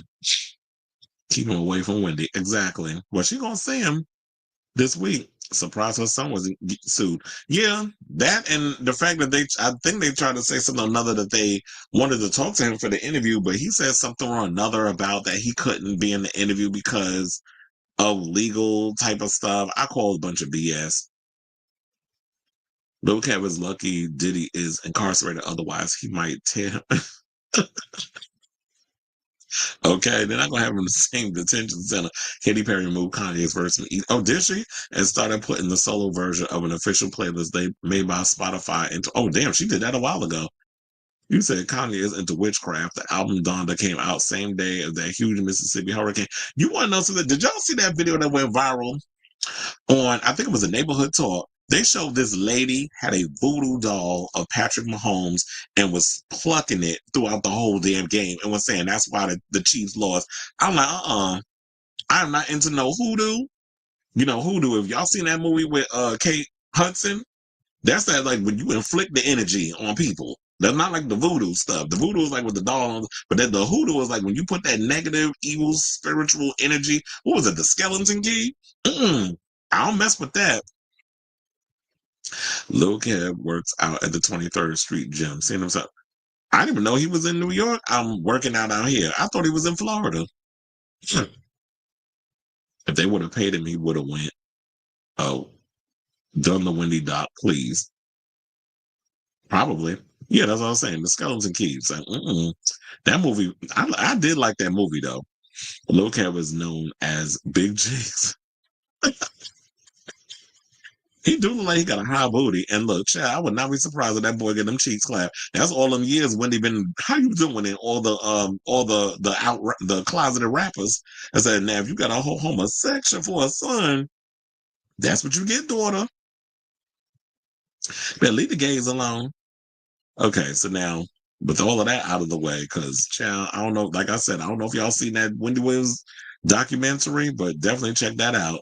All right, now speaking of one person who is in a conservatorship to another person who needs to go back into a conservatorship, let's talk about Britney Spears, who apparently they're trying to say that this biopic based off of her biopic, based off of her book, memoir, whatever the hell you want to call it, The Woman in Me, may not see the damn light of day because she can't make up her damn mind if she wants the damn movie made or not. Now, the In the Works Britney Spears biopic is reportedly, and it's the singer herself who threatens the chance of it ever being produced. After a dramatic bidding war, Universal Studios won the rights to produce the biopic about the 43-year-old pop superstar, and Wicked director John M. Chu is said to direct the film after the release of the film's highly anticipated second half. But insiders have told The Sun that Britney, who was highly involved in determining the film's story, has been struggling to make up her mind about the movie. The hitmaker, who recently started dating the ex-con Paul Solis again, has reportedly been changing her mind like the wind while trying to lay out a storyboard for the biopic. One insider said the biopic was still in the early stages of development well before filming would begin, and plenty of ideas have been suggested for possible paths the movie could take. But as soon as it feels like they're moving in one direction, Britney will take it in another. This is according to an insider. So now Spears' current manager, Cade Hudson, is an executive producer on the biopic, and in that capacity, he has reportedly been trying to share ideas between the creative team and Britney, but it feels like it's an ever-changing project at the moment with no clear direction, according to the source. Now, last month at the Golden Globe Awards, Chu gave an update on the making of the biopic, saying, quote, "I'm a big fan of Britney. I've been a fan since I was young, and she was young, and she was one of 12 acts at the Shrine Auditorium." This is what he told he recalled the Billboard. I hate when people say, well, I was a fan of Britney when I was there. I'm like, damn, how old are you? Because Britney's like, what, 43? And it's like, when y'all be saying like y'all young, y'all make it sound like she an old lady. He said, so I want to do her justice and tell her story right. However, he cautioned that telling a sensitive story might meant the biopic couldn't be rushed out, saying we're developing it now and it's a long road ahead. Now, while chatting with Entertainment Tonight, the Crazy Rich Asians director also clarified that he was determined to keep Spears in the loop on the film about her life. She's going to be very involved. I haven't really started anything fully yet, but she will be very involved in this. I have ideas and things and approach, but it's very early. Well, look, I really hope that y'all actually figure out what the hell is going on with this biopic, because one of the things I will say is that I would definitely want to see this on the big screen, and screw what anybody else got to say. I mean, not saying that screw what Britney got to say, because at the end of the day, this is her story and she has a right to tell her story or not. However, when it comes down to, other ingrates like Justin Timberlake and all of them, it's like y'all did what y'all did to her and she has a right to tell her story how she wants to tell it. And how it affects your relationship with Jessica Biel and them babies, that's on y'all. Y'all got to work that out with the Lord and your therapist and your marriage counselor, whoever the hell y'all got in y'all situation. But in regards to Britney, I really hope that she can figure it out and make up her mind and this movie gets made. Because me being the selfish Britney fan that I am, I want this damn biopic. Look, I'm also, I'm not one on biopics. You already know this. Like, there's been many biopics that have come out that have disappointed me, but two biopics I'm really looking forward to seeing. I'm looking forward to seeing the Michael Jackson one, when they can finally get it together with this alleged third act that's a hot mess that they got to go in and reshoot. And I'm looking forward to this biopic getting off the ground in regards of who's going to be playing Britney, who's going to play Justin, who's going to be playing all the other people that's been in and out of her life, her no good ass parents, her diabolical ass sister, and all the other people that have come and gone in her life that have done her dirty. So I definitely want this damn movie. So, Brittany, I need you to make up your damn mind. And they also said that in addition to complicating things backstage, Spears left fans in seemingly chew, scratching their heads after weighing in on the project on social media in September of last year. She claimed the Chew-directed film was not going to be a biopic, but instead a fictional musical. Girl, we not asking for Foley I Do. We want a biopic with some songs up in there. So what she talking about? What you talking about, Willis? But I should point this out because I didn't know about this. Now, songwriter Claude Kelly, who has worked with Britney in the past, he worked with her on Circus. I don't know if it's necessarily the song or a lot of the tracks off the album, because I can't remember all the people who wrote songs for Britney on that record or produced it. He basically pitched himself as a music supervisor for the biopic when he was chatting with TMZ, warning that the songs featured in the film can make or break a musician's biopic, and he declared they were even more important to its success the behind-the-scenes drama, saying a music biopic has to be amazing in terms of acting, but the music's got to be legit. He said, before singling out biopics like the Jamie Foxx starring Ray, the Queen film Bohemian Rhapsody, and the Elton John biopic Rocket Man as examples of films that truly succeeded because of their use of classic songs. Now, Kelly added that he thought Spears' film had the potential to be one of the most successful music biopics to date if handled correctly, saying, I know what I'm talking about, noting that he worked on the music for Burlesque, which starred Cher and Christina Aguilera, and has gone on to be considered a cult classic in some corners. Now, he doesn't appear to have any involvement in the film at the moment, but he clarified that whether or not he's ultimately brought on to production, he would definitely sign off to allow Circus to be featured in the movie. Now, here's the thing. If you're not chosen to be, the music supervisor, are you still going to let them use the song? Because I definitely, like I said, I want this movie to be made. And I feel like that when Britney needs to get her justice, and people, because, do I need to be shady? Well, I wouldn't be me if I wasn't. Most people don't read. So maybe they did Audible. I read the book. So I could say that I got the book. Y'all see when I was doing this show that I showed y'all the book. We went through the book. We talked about all the salaciousness that came out of the book. We also went a little deeper with the stuff that was in the book. But also, it's just like, you know what? People want the biopic. I do feel like you need to get this thing out. I really hope this is not true, that she's having a hard time making up her damn mind. Who knows? Maybe her bipolar is bipolaring. I need her to get herself together. I need her to sign off and let them do what they need to do. Let these people who's working on this movie figure out where they're going to go in the direction of the biopic. Girl, if your manager goes and asks you, okay, this is the direction they want to take, this is the outline, this is everything that they have all jotted down, just say yes or no and let them move forward with the audition process, who they're going to pick to play you in this movie, so we can see you on the screen one more time. Well, the girl that's going to play Britney, not necessarily Britney. So I say all this to say, what do y'all think of this story in regards of Britney kind of going back and forth on whether or not she wants to get this biopic made? Like, if Universal has already won the bidding war for this movie and they gave you money, honey, then I don't think you should be trying to hold back on whether or not this movie gets made. But I guess at any time she could decide whether or not she wants to have her story told. So let me know what you guys think of this story in the comments down below. It's like I'm hating this green screen thingy because it's like it's looking like half my head's cut off. I'm giving Stephen A. Smith tease with the top of my head. So I was sitting there making fun of his receding hairline. Not that I got one, but it looked like I got with this damn the way this camera is looking at me right now. Okay, but anyway, enough of me reading myself.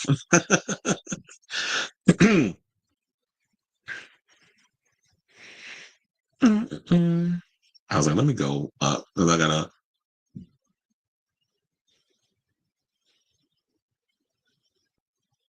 Oh, so Cleveland says all the Uber Eats goods got him thick. Is he thick though? I haven't seen him in a minute. I mean, the last time I saw him was when Wendy, what was it? I think it was his graduation, and then it was like that whole dinner situation where she was getting mad because of the cars, the whole car situation. They had her like have to leave her expensive chair that she said she paid a band for, and she had to get up and cross to go get into her car. And Kevin looked fine. Sailor Burberry says, hoodoo and voodoo are mentally demonized. I hate how people degrade it into something demonic. Well, that was the movies. And you know, they always try to do that with spiritual stuff, where you got to make it a horror movie. She's old and pop. Okay? She is kind of old in pop years. I became a fan of Britney when I was 6 during the film Fatale era. Shout out to the young one. I worry about Britney. Where are her friends? Does she have look? And that's why I was saying, y'all worrying about Wendy Williams. Y'all got Britney out that conservatorship, and look where she at now. Some of y'all probably be like, yeah, she definitely needs some kind of guardrails on her. But look, be careful what you put out in this universe and how you want to set people free, because then we get situations like this. I was like, why I got so many messages? Oh.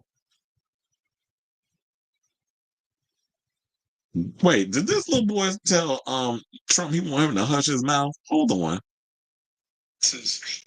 From one year to the next are the same. And they're I am screaming. So that little boy that's Elon Musk's son, he looked over to Trump and told him to shush. Well, look, from your mouth to God is, because we all been telling that heifer to shut up. And look, this is why I said the children are our future. Teach them well and let them lead the way, according to a wise woman by the name of Whitney Houston. Because they said, he said, I want you to hush. I said, no, you need to be telling your annoying ass father to be quiet. Get the Elvis director. They already have a director. John M. Chu, who directed the Wicked movies, Wicked Part 1 and 2. He's the one that's on board to direct the film.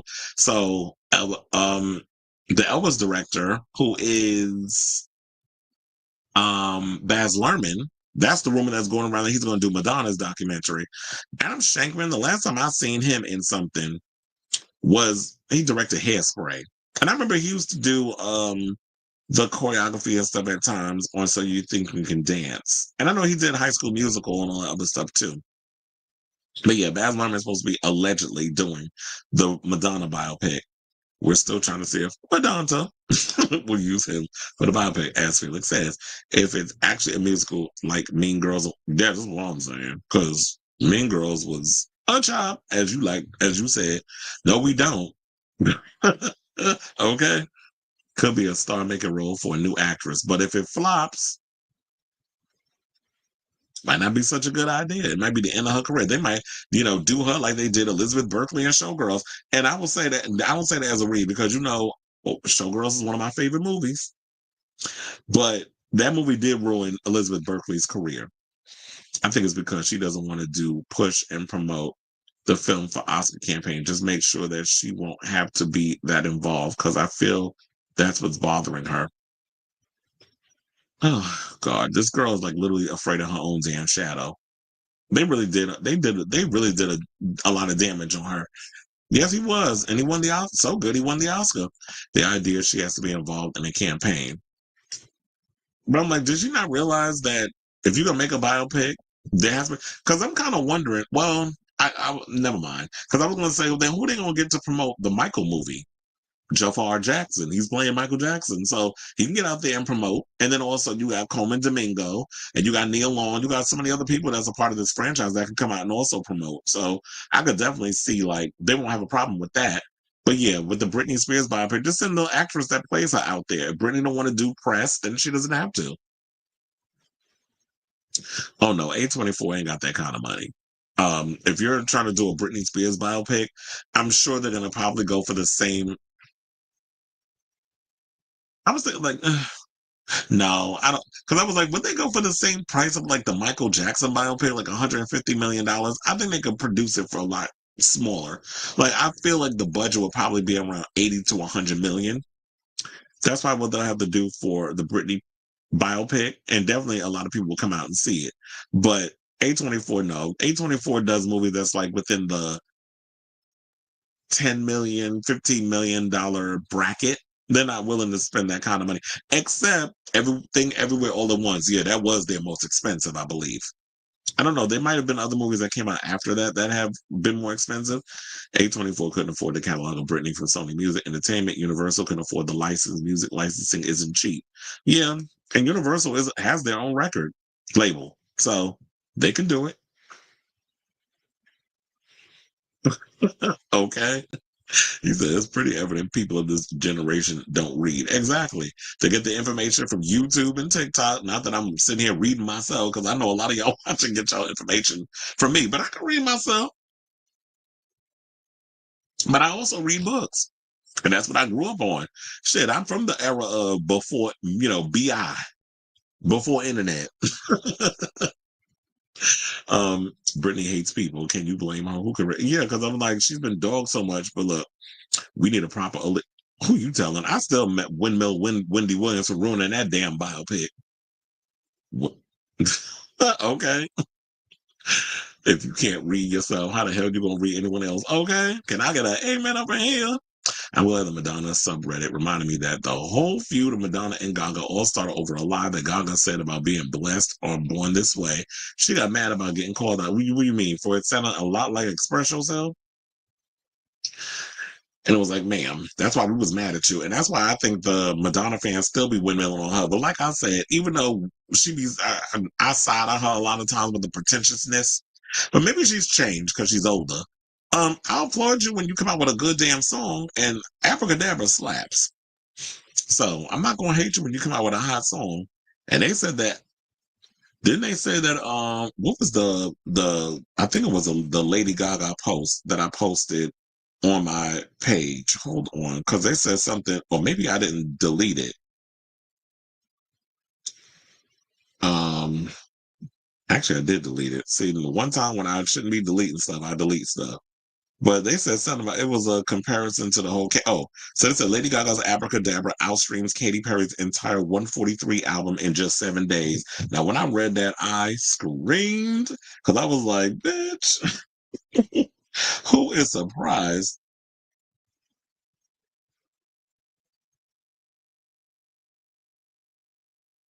Oh my gosh! Oh, there's a story I hear about Owen Hart. Maybe I'll read that later.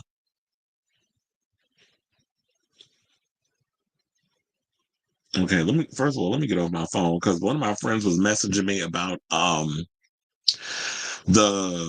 the what is it, the new Marvel movie that's supposed to be coming out with what is it, the Falcon? Yeah, I gotta I'm supposed to go see the new Captain America movie tomorrow. So anyway, let's get back into these comments and then we can move on with the rest of the show. Robert says, I'm glad that I did read all of that. So we are done with the thing. Let's get back to the rest of the topics. And let's talk about Tamar Braxton backpedaling behind. So she got caught out here with her foot in her mouth because apparently she was throwing shade at Kandi Burruss restaurant chain Old Lady Gang. So in the clip, the singer basically slammed the food chain and questioned why more people aren't discussing what she sees in its poor quality. And look, she is not the first person that has come out and thrown shade at Old Lady Gang. Remember, once upon a time, may not have been that long ago, which would be a couple of years, Keith Lee, who you know has become a viral sensation because he goes around and he reviews people's restaurants, which I'd rather an honest opinion from a regular person who really loves food, because I'm a foodie and I'm very much adventurous when it comes to the food, than some critic or whatever. They're, it's a C plus and all the other mess that they be doing, you know, the old school folks. So there was a clip that came out, and I want to play all that clip of Tamar throwing shade. Shout out to Hollywood Unlocked for having this video of her throwing shade at Old Lady Gang. And I'm like, ma'am, where did this come from? Like all of a sudden you just came out of the blue dogging them people over there with their food. Now hold on. Please hold. Let's say how nasty Old Lady Gang is. Nobody.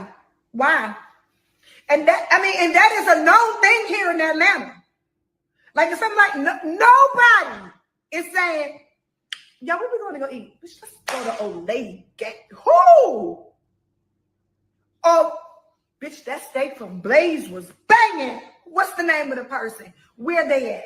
Now let's just be honest. Are we being honest? Is we everybody got their head down. See everybody, y'all scared too? Listen, because I'm just being honest. This is what the premise of the show is. Now y'all done read She by Sheree. The lady done called the girl Sheen by Sheree. The lady done dragged that lady till her wig came unglued on the side. Okay? But nobody said how terrible the service is at Old Lady Gang.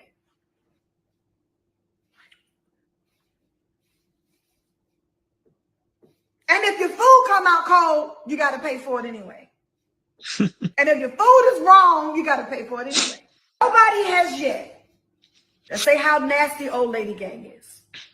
Well, I'm sorry. If the food is cold and undone, I'm sending it back and telling them, first of all, heat this food up. And number two, y'all need to cook this meat all the way through. Now, I'm not somebody that does well done. But then, you know, you get idiots that be like, I want it well done, but not burnt. And I'm like, don't you know that well done means burnt? Hello. Now, if you want it to have a little bit of juice up in it, then you do medium well, which is what I usually do. Some people, I guess, just don't know the difference when it comes to flavor and meat. And y'all thinking well done basically means that it's cooked all the way through. Yeah, it's basically going to be charred and your teeth going to fall out. And when you break your damn teeth and they all fall out your mouth and hit the floor like a bag of chiclets, don't say we didn't try to tell you. You need to have a little red in your beef. Not to the point of it being raw, but you know what I'm saying. So for those of you who don't realize, because I'm like, what was the whole point of her even trying to come out and throw shade at Kandi? Because I thought y'all let bygones be bygones. But you know, over the years, these two have kind of gone back and forth. I think they had some beef and then they patched things up sort of when they were on Big Brother together, which I thought was kind of hilarious that they had them in the Big Brother house together. But you know, Burruss accused Braxton of implying she wears fake designer clothes, while Braxton claims she had a heated conversation after a show. The relationship, you know, remains icy, and this revisited jab only adds fuel to the fire. And now I'm trying to understand, like, what was the point of her even going in and making this comment? But she did respond, because, you know, we always got to have a receipt on this show. She did respond to the comments in regards to people trying to say like, well, here she go, because the comments on that said, now when somebody call her a Muppet, she's gonna be the first one crying in the corner playing victim. Another person said, but where's your restaurant? It takes a negative, miserable person to insult someone who has something for the community. It screams hater. Another person said, we don't even, House of Chapel said, we don't even have to worry about the Trump administration. We do it to our own. Another person said, why do this to another Black woman? So sad. Another person said, I hope she realizes one day how she ruined her own career. She had the potential to be such a star, but her mouth is her downfall. So a lot of people was in the comments basically calling basically Team Kandi, and was out here calling Tamar a damn hater. And no shade, but I feel like they're absolutely right by calling you a freaking hater. Oh, I thought I saw another Wendy Williams video up in here. But anyway, so let me play y'all this clip of Tamar basically denying being jealous of Kandi and saying the video was basically from 3 years ago. But I'm like, then how come we just now seeing it? And I think she said that she never thought it would see the light of day. I'm like, was this a pilot for a talk show or something or another? And you went in and was throwing shade at, old lady gang, and you were so happy that tea didn't get out there. And somebody went and was like, okay, this bitch done tried me. So now I'm going to find this footage and I'm going to leak it just to teach her a lesson. But anyway, let's play the clip and then we'll come back and talk. Please hold. I didn't just talk about nobody's nothing. That's like 3 years old. Y'all gotta chill. Do y'all listen? And I don't care enough. I don't. I mean, listen, let me tell you something. I don't know why y'all be acting like I'm a child. I am not a child. And at that time, that was like at the height of our beef. And I was pissed because her and her husband lied like a rug. And it was a show that I was going to do. And then I decided not to, because that's just not where, I'm going. You know what I mean? Like, but if she wants to say something, she can say something. She shouldn't care, because I don't. It's so old. Cute. Nobody has yet. Let's say. Okay, so basically, but then here's the thing. Some people, and now when she did this video, it seems like the energy pretty much shifted in regards of the original comments that we saw. But then you got to realize that was different. That was Hollywood Unlocked comments versus the Neighborhood Talk comments. And for the most part, what people were coming to the conclusion was that, well, she kind of was telling the truth in what she said about old lady gang. It was just her delivery. But here's the thing. Tamar basically run her mouth taking a lot of isms from the homosexuals and drag queens and trans women. She very much, like Atlanta and all them sissies and punks that live out there, she definitely delivers a lot of the way she talks, like a lot of them that are down in Atlanta. So with her saying what she said, people's like, it's true tea, but it was just her delivery. But how would you expect her to deliver it? Like, Tamar talks the way she talks. Everything got to be, from a scale of 1 to 10, it got to be at a 75. So nobody should be surprised that she said what she said, how she said it. But in that whole situation, the real gag is, why is everybody literally talking about old lady? I mean, if y'all have a problem with old lady gang, and people are saying this over the years that the food is nasty, why is it still around? But from what most people were saying is that, and the reason why I'm just kind of stalling with the way I'm talking is because I'm trying to find this damn video on my Instagram on my phone, but it's like Neighborhood Talk me posting so much stuff on here, you can't find nothing. So whatever, I just have to keep talking the way I'm talking to y'all. So with this whole situation, it just seemed like to me that it was like, yeah, she's sitting here talking all about the fact that, yeah, old lady gang food is nasty. There's been a lot of complaints and stuff from a lot of people who are in the Atlanta area that have not had nothing but nasty and negative things to say about old lady gang. And people are like, well, how is it still around? Like, why are people still going there? But for what the people saying, because I don't make the news, I just report it. They're saying that it's literally just a tourist attraction. So the tourists are the ones who go there because it's Kandi. She was a part of the Housewives. So people want to go and see for themselves how the food is. But if your food keep getting negative critiques, sis, y'all may need to try to figure out how to make things work into your benefit. Otherwise, it's probably gonna go out of business. But it probably don't take much to keep a restaurant or something going around or continuing in Atlanta any damn way. So that's the latest on Tamar throwing shade at Kandi. And from what I heard, that what's that show that she on? Dish Nation. I heard they canceled that. So yeah, she gotta find a new gig. Oh, there was another video. Where the heck is it? There was another video.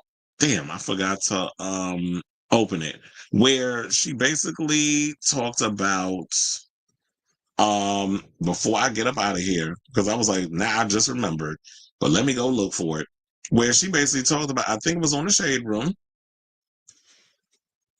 where she talked about that she will not date another man while she's married. I mean not married. Why is it not coming up? I'm literally looking for the Shade Room, because I think that's why I saw it. And she basically said something or another about that she's not going to get mad, or she's not getting into another relationship. That's what she said, until her son turns 18. And to that, I'm like, okay, well, if that's what you want to do, niece, then good on you. If that's not something that you necessarily want to do. But I feel like also, let's not use your child as a shield or an excuse to not want to get into a relationship, because you're the type of person who has had the worst luck when it comes to men. According to you, Vince was a low down dirty dog, and you was dating the African. Then didn't she get into another relationship with someone else? Wait, hold on, because I actually I found the video. So I'm playing for y'all before we get out, because that was something I meant to bring up in regards of the whole situation. And I literally just remembered off the top of my head. So this is how I be working sometimes. I be just a mess, but I'll make it work. Hold on now. Now, let's hear what she got to say, and then we'll come back and talk. My kid is 11. I probably won't date again until he's 18. Just hard on yourself. No. There's no way I'm going to bring another man into his life to be unsuccessful. There's no way, because they're broken because they feel like to get a good woman, these are the things that you have to say. I want a wife. I want a family. That's what I just said. I used to literally be in relationships with you saying, please don't tell me what you think I want to hear. If you just want to bang, honestly, say that. Too. Why is you lying? Say it. Exactly. They come with a script. Yeah. They come and everything is scripted. Right. But you know what? The moth can only stay on for so long. Eventually, it's everything in the house. I love that, honey. Everything in the dark always come to light. Exactly. My kid is 11. Wait, hold on. Was that Nivea? I'm feeling like that looked like Nivea that was at the top that was talking. But I will say this, I do agree with her on that. It's the fact that, look, if y'all don't ever get in a relationship, it's like even with us on the homosexual side, like I'm upfront and honest. I'm not trying to look for no relationship. I'm not trying to settle down and do all this other stuff. I'm just here to fuck. And let's do that and keep it moving. But I feel like a lot of times people won't be upfront and honest because they feel like that if I tell you what I really want, you're going to reject me and I'm not going to be able to get what I need out of you. And this is like, well, yeah, maybe that person is not on the level of what you want. They want the house, the white picket fence with the kids and all other stuff and the baby carriage, all that. Man, it's like, if that's what you want, go ahead and you get that. But that's not where I am mentally, and that's not where I'm ever going to be, because I don't want to deal with no loud ass rugrats. But if that's something you want, then you go find you that person that wants that. But I feel like, you know what, also I actually like the idea that she's like, on one hand, I'm just like, if this is not something that you want,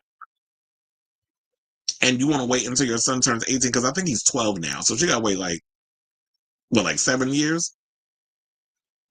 Or I think he might be 11. I might be mistaken, because I think, so yeah. So I think it's like, yeah, she got to wait about a good 6-7 years before she actually gets in a relationship. By that time, ma'am, you're going to be in your 50s, pushing 60, and your mindset is not going to be where it is anymore. But it was like, look, if you don't want to get in a relationship, then don't get in a relationship. But you want to get digged down, and you don't want you want to get your rocks off, or whatever the case is, then you go ahead and do that. But at her age, she on the later side towards 50, I can't see her wanting to have children or any more children. I just think Logan was enough for her, and she's content with what she has. But I also feel like when you've been burned so many times by getting in a lot of toxic relationships, don't use your child as an excuse as to why, or a shield as to why you don't want to get into a relationship. I'm gonna wait until he's older. But then again, I always say this with a lot of parents who jump into all these relationships. Jennifer Lopez, pull up, pull a little close to the camera, because I was like, when you got kids and you keep jumping and playing hopscotch from one relationship to another, and then your children are getting used to whatever relationship you're in, and you sit here talking about, even after Ben, pretty much was like, I want out of this marriage after 2 years, same amount of time that y'all was in when y'all was engaged the first time 20-something odd years ago. Kids get attached. So when they get that emotional attachment and physical attachment when you're in a relationship, how do you think that makes them feel? And then what that does to their psyche as they get older when it comes to things of that nature. So on one hand, I'm with her on the whole, let's not get in a full-fledged relationship because you don't want to mess up your kid or whatever the case is, and have him getting used to whatever relationship that you're into in case it doesn't work out. But at the same time, also, it's like, don't use the child as an excuse as to why you don't want to get hurt again in a relationship because you're messy in the type of, or you just have a habit of picking toxic freaking men.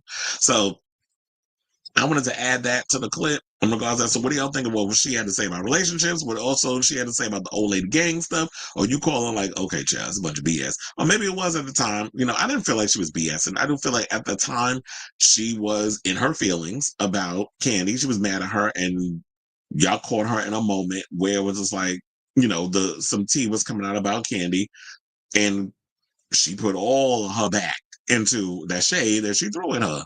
And this was at a time, this was 3 years ago, and it is what it is. So let me know what you guys think of this story in the comments down below.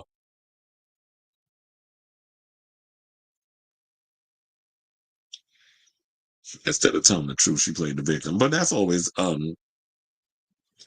MO in regards to that. It's that medium rare is to rare for me. Rare? I was like, rare is kind of like not done. I don't want to get the salamander poisoning. I call it that on purpose. I know it's salmonella. Salmonella Luzon. I call it salamander. Oh, you saying he goes to the 23rd Street Equinox? Oh, well, you know what? When he got that kind of coin, Equinox, isn't that like the more expensive blink? Yeah, Equinox is not cheap. I remember when I worked in Century City, which is in LA, like right off Beverly Hills, or it's in Beverly Hills actually. Well, a little off Beverly Hills. You got to go through Beverly Hills to get yourself. Anyway, y'all don't care about the geographics. When I worked in Century City, I worked literally over there by where that Equinox was. That's where all the celebrities, that's where they all work out. And I know that going to Equinox is not cheap. Anyway. Okay, so let's see. How many more topics do we have? We have 5 more topics left until the end of today's show. So before we get to said topics, if y'all could please do me a solid, hit that like button and that subscribe button. Also be sure to smash the notification bell so that way you know when we go live with a brand new episode of Chris Avalon Unfiltered. I'll also be putting timestamps throughout the show so that way y'all can follow along with, certain topics that I don't want to skip to instead of just getting caught up in our usual debauchery and shenanigans that we do during the live chat. Y'all know how we do over here on this Bessie show. But anyway, please and thank you. Okay, I say what? We're doing a lot of, we got some legal news that we're going to get into. A couple of them. But the first, let's get into this legal story. So let's talk about Twitch's family, who basically, I think after they aired the 2-part interview that Twitch's mother and brother did with Gayle King, Oprah's good Judy. Now they're taking legal action against that low-down dirty dog, Allison Holker. And I'm here for it because I don't like that bitch. Like, I knew there was a reason why I didn't particularly care for her. Like, I liked her back in the day when she was on So You Think You Could Dance. But like, after hearing all this stuff about how she moves in the industry, I don't like her. And you know what? Family take her for every goddamn penny, because she was not only coming out here just pooping all over Twitch's name in regards to his drug abuse, but she also implied that he left her $1 million in debt. So she really out here trying to shit on his relationship. I mean, shit on his whole legacy.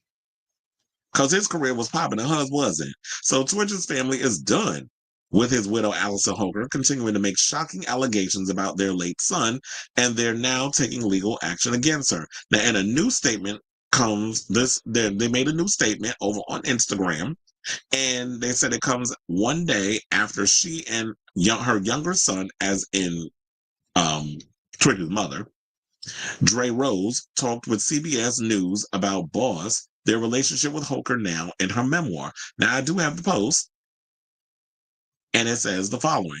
We, the Boss family, are completely appalled by the misleading accounts and inconsistencies in Allison's book. As a family, we have repeatedly shown compassion towards Allison despite her disrespectful and evasive actions since Stephen's passing. Her portrayal of Stephen appears to be reshape her story into a narrative that aligns with her perspective. These statements, along with her insensitive opinions about mental health, add unnecessary hurt during an already difficult time. Stephen does not deserve this treatment in life or death, and her accounts cause us to doubt everything she has uttered publicly and privately. Due to the unproven statements published in Allison's memoir, we have decided to seek legal counsel to examine this matter. There are a lot of unanswered questions. We want answers. Sign the Boss family. And they put hashtag stand for Stephen, hashtag Boss Family United, hashtag LLSLB. And like I said before, now if she was some trustworthy ass bitch, then he would have came to her in the beginning to be telling her all of the stuff that was going on with him mentally. But the man had to go blow his damn brains out because he couldn't deal with her and all the shenanigans and the pressures of the world and all this other stuff that was going on. Even going as far as revealing allegedly in some journal that he had that he was sexually abused. Now, if this is all true, then I'm like, we going to court. I want them journals, and I want y'all to examine what was in that book and see if this bitch made all this stuff up. Because to me, this Karen running around here basically desecrating his name, and I know y'all about to say this whole thing, but he picked her. This is what happens when these black men be running behind these old clear folks thinking the coochie is sweeter on the other side. Well, look, that's a cross that he has to bear, and he had to bear because he ain't bearing it no more. He ain't in the union. So, but I totally understand the situation in regards to the whole situation, in regards to her basically pissing all over his legacy. Because all the things that she's accusing him of, like, people like, we don't have any recollection of him doing all this stuff, but how was she going to sell a book, making it seem like, oh, he was the nicest person ever? Like, it would be a pamphlet. It'd be about as exciting as Melania Trump's memoir. A bunch of nothing in that damn book. And I didn't have to read it to know that. That old DEI heifer. The real DEI. So, I love the fact that they are seeking, legal action. So, hold on, because I was like, let me put it back at this picture here. So now in her memoir, I'm not even going to say the name because we don't care enough to want to read that piece of trash of a book. Now in her memoir, Holker wrote that she was concerned pictures of Boss would leak to the public. As a result, she made the family sign non-disclosure agreements, according to CBS News. Alexander says she truly understands that. I guess my issue with it is that we are a family. I'm his mother. What did you honestly think I was going to do? She said to CBS News. Alexander told CBS she was not allowed to see Boss or attend his funeral if she did not sign the NDA. To make me sign a document to see the child that I brought into the world, I can't even put into words what that feels like. This is what his mother said. In regards to Holker's memoir, Alexander says she was surprised by the contents, noting that her family learned about some contents along with the public. And probably even found out the book when, along with the public. So then she said, my thought is, first of all, that was his story to tell, admitting she wasn't aware of the alleged abuse he wrote about experiencing as a child in his diary. As for his alleged drug use, Boss's younger brother, Dre Rose, told CBS News that he knew that recreationally he used or tried drugs. That wasn't a shock to me. This cornucopia of drugs that had to be Googled, we don't know anything to be true. It's someone else's version. And if that is the truth, there could have been a better way to bring that to the family. Now with Rose and Alexander hope to, well, they said now both Rose and Alexander hope to read Boss's diaries for themselves. And I literally said that because I didn't read, this is the first time I'm reading this article as I'm reading it to y'all. And I was saying like, yeah, go to the courts, subpoena this broad with them books. Let me read and see what's up in there because you probably had to make up stuff and sensationalize things.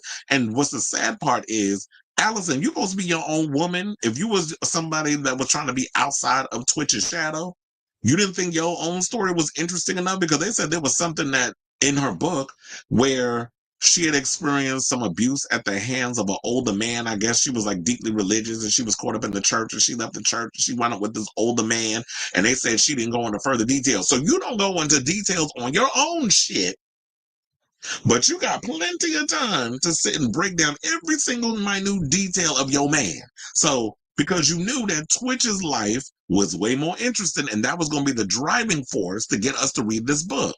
You know, whenever it comes down to books, there always has to be a driving force to get us to want to read it. It's the same thing like with Britney Spears. We already knew all the stuff that was going on with her over the years. What was going to get us to go read about the book? The allegedness that went on with her and Justin Timberlake. We want to know all about all of that and their relationship. The fact about we didn't know about her having a unalive an infant that she was pregnant with and all of that other stuff, all those details. So that was the driving force. Your whole driving force, you cannot walk apparently without Twitch's legs. Yeah, I'm using a dance reference because y'all need your legs to dance and do all that. You understand. So it's like you can't walk without Twitch's legs. So you had to use him as a way to get people to read this book because quiet as it's kept, your beige looking ass ain't interested enough for us to want to read your tight ass book. And I really hope this book flops and you wind up in a damn red and you got to figure out a way to feed your kids. You better go down to the welfare in the words of Precious mother. What was her damn name in the movie? Monique. You better take your ass down to the welfare. Remember when she said that? So I'm here for Twitch's mother and brother and all the stuff they spoke to. So I would like to know from you guys, have you watched the interviews that they did over on CBS with Gayle King and was here for all they had to say on that? I know I was supposed to do a Twitch story the other day, but I just didn't think like that story was interesting enough. This one had the grist and the juice and all the other stuff that we needed to make this story more exciting. So I definitely want to hear from you on this whole thing. And I really hope they take her to the cleaners because it's like, what you're not going to do is piss on my child legacy. And I don't give a good goddamn if it affects the grandkids. Sometimes, I'm sorry, there's got to be a casualty to the war. Because it's like, what you're not going to do is piss on my child's legacy. And then on the top of that, she tries to use the kids as a way to weaponize against the grandmother. So she out here pulling this mess. Which I think down the road, them kids gonna hate her damn guts. But at least she got that one that ain't biologically Twitch's child that's gonna sit up in here and windmill and defend her. Like it's like, this is the part where I be telling children stay out of grown folks' business because when y'all want to jump on social media with y'all little thinking y'all know every damn thing, it's your brain ain't fully developed. I'm not gonna sit up in here and listen to you try to spill tea about things you think you know in the family based off of what your mother's telling you when you don't even understand what it's like to deal with the complexities of being in a relationship and all the stuff that comes with that. So I'd love to hear from y'all. So let me know what you guys think of this story in the comments down below.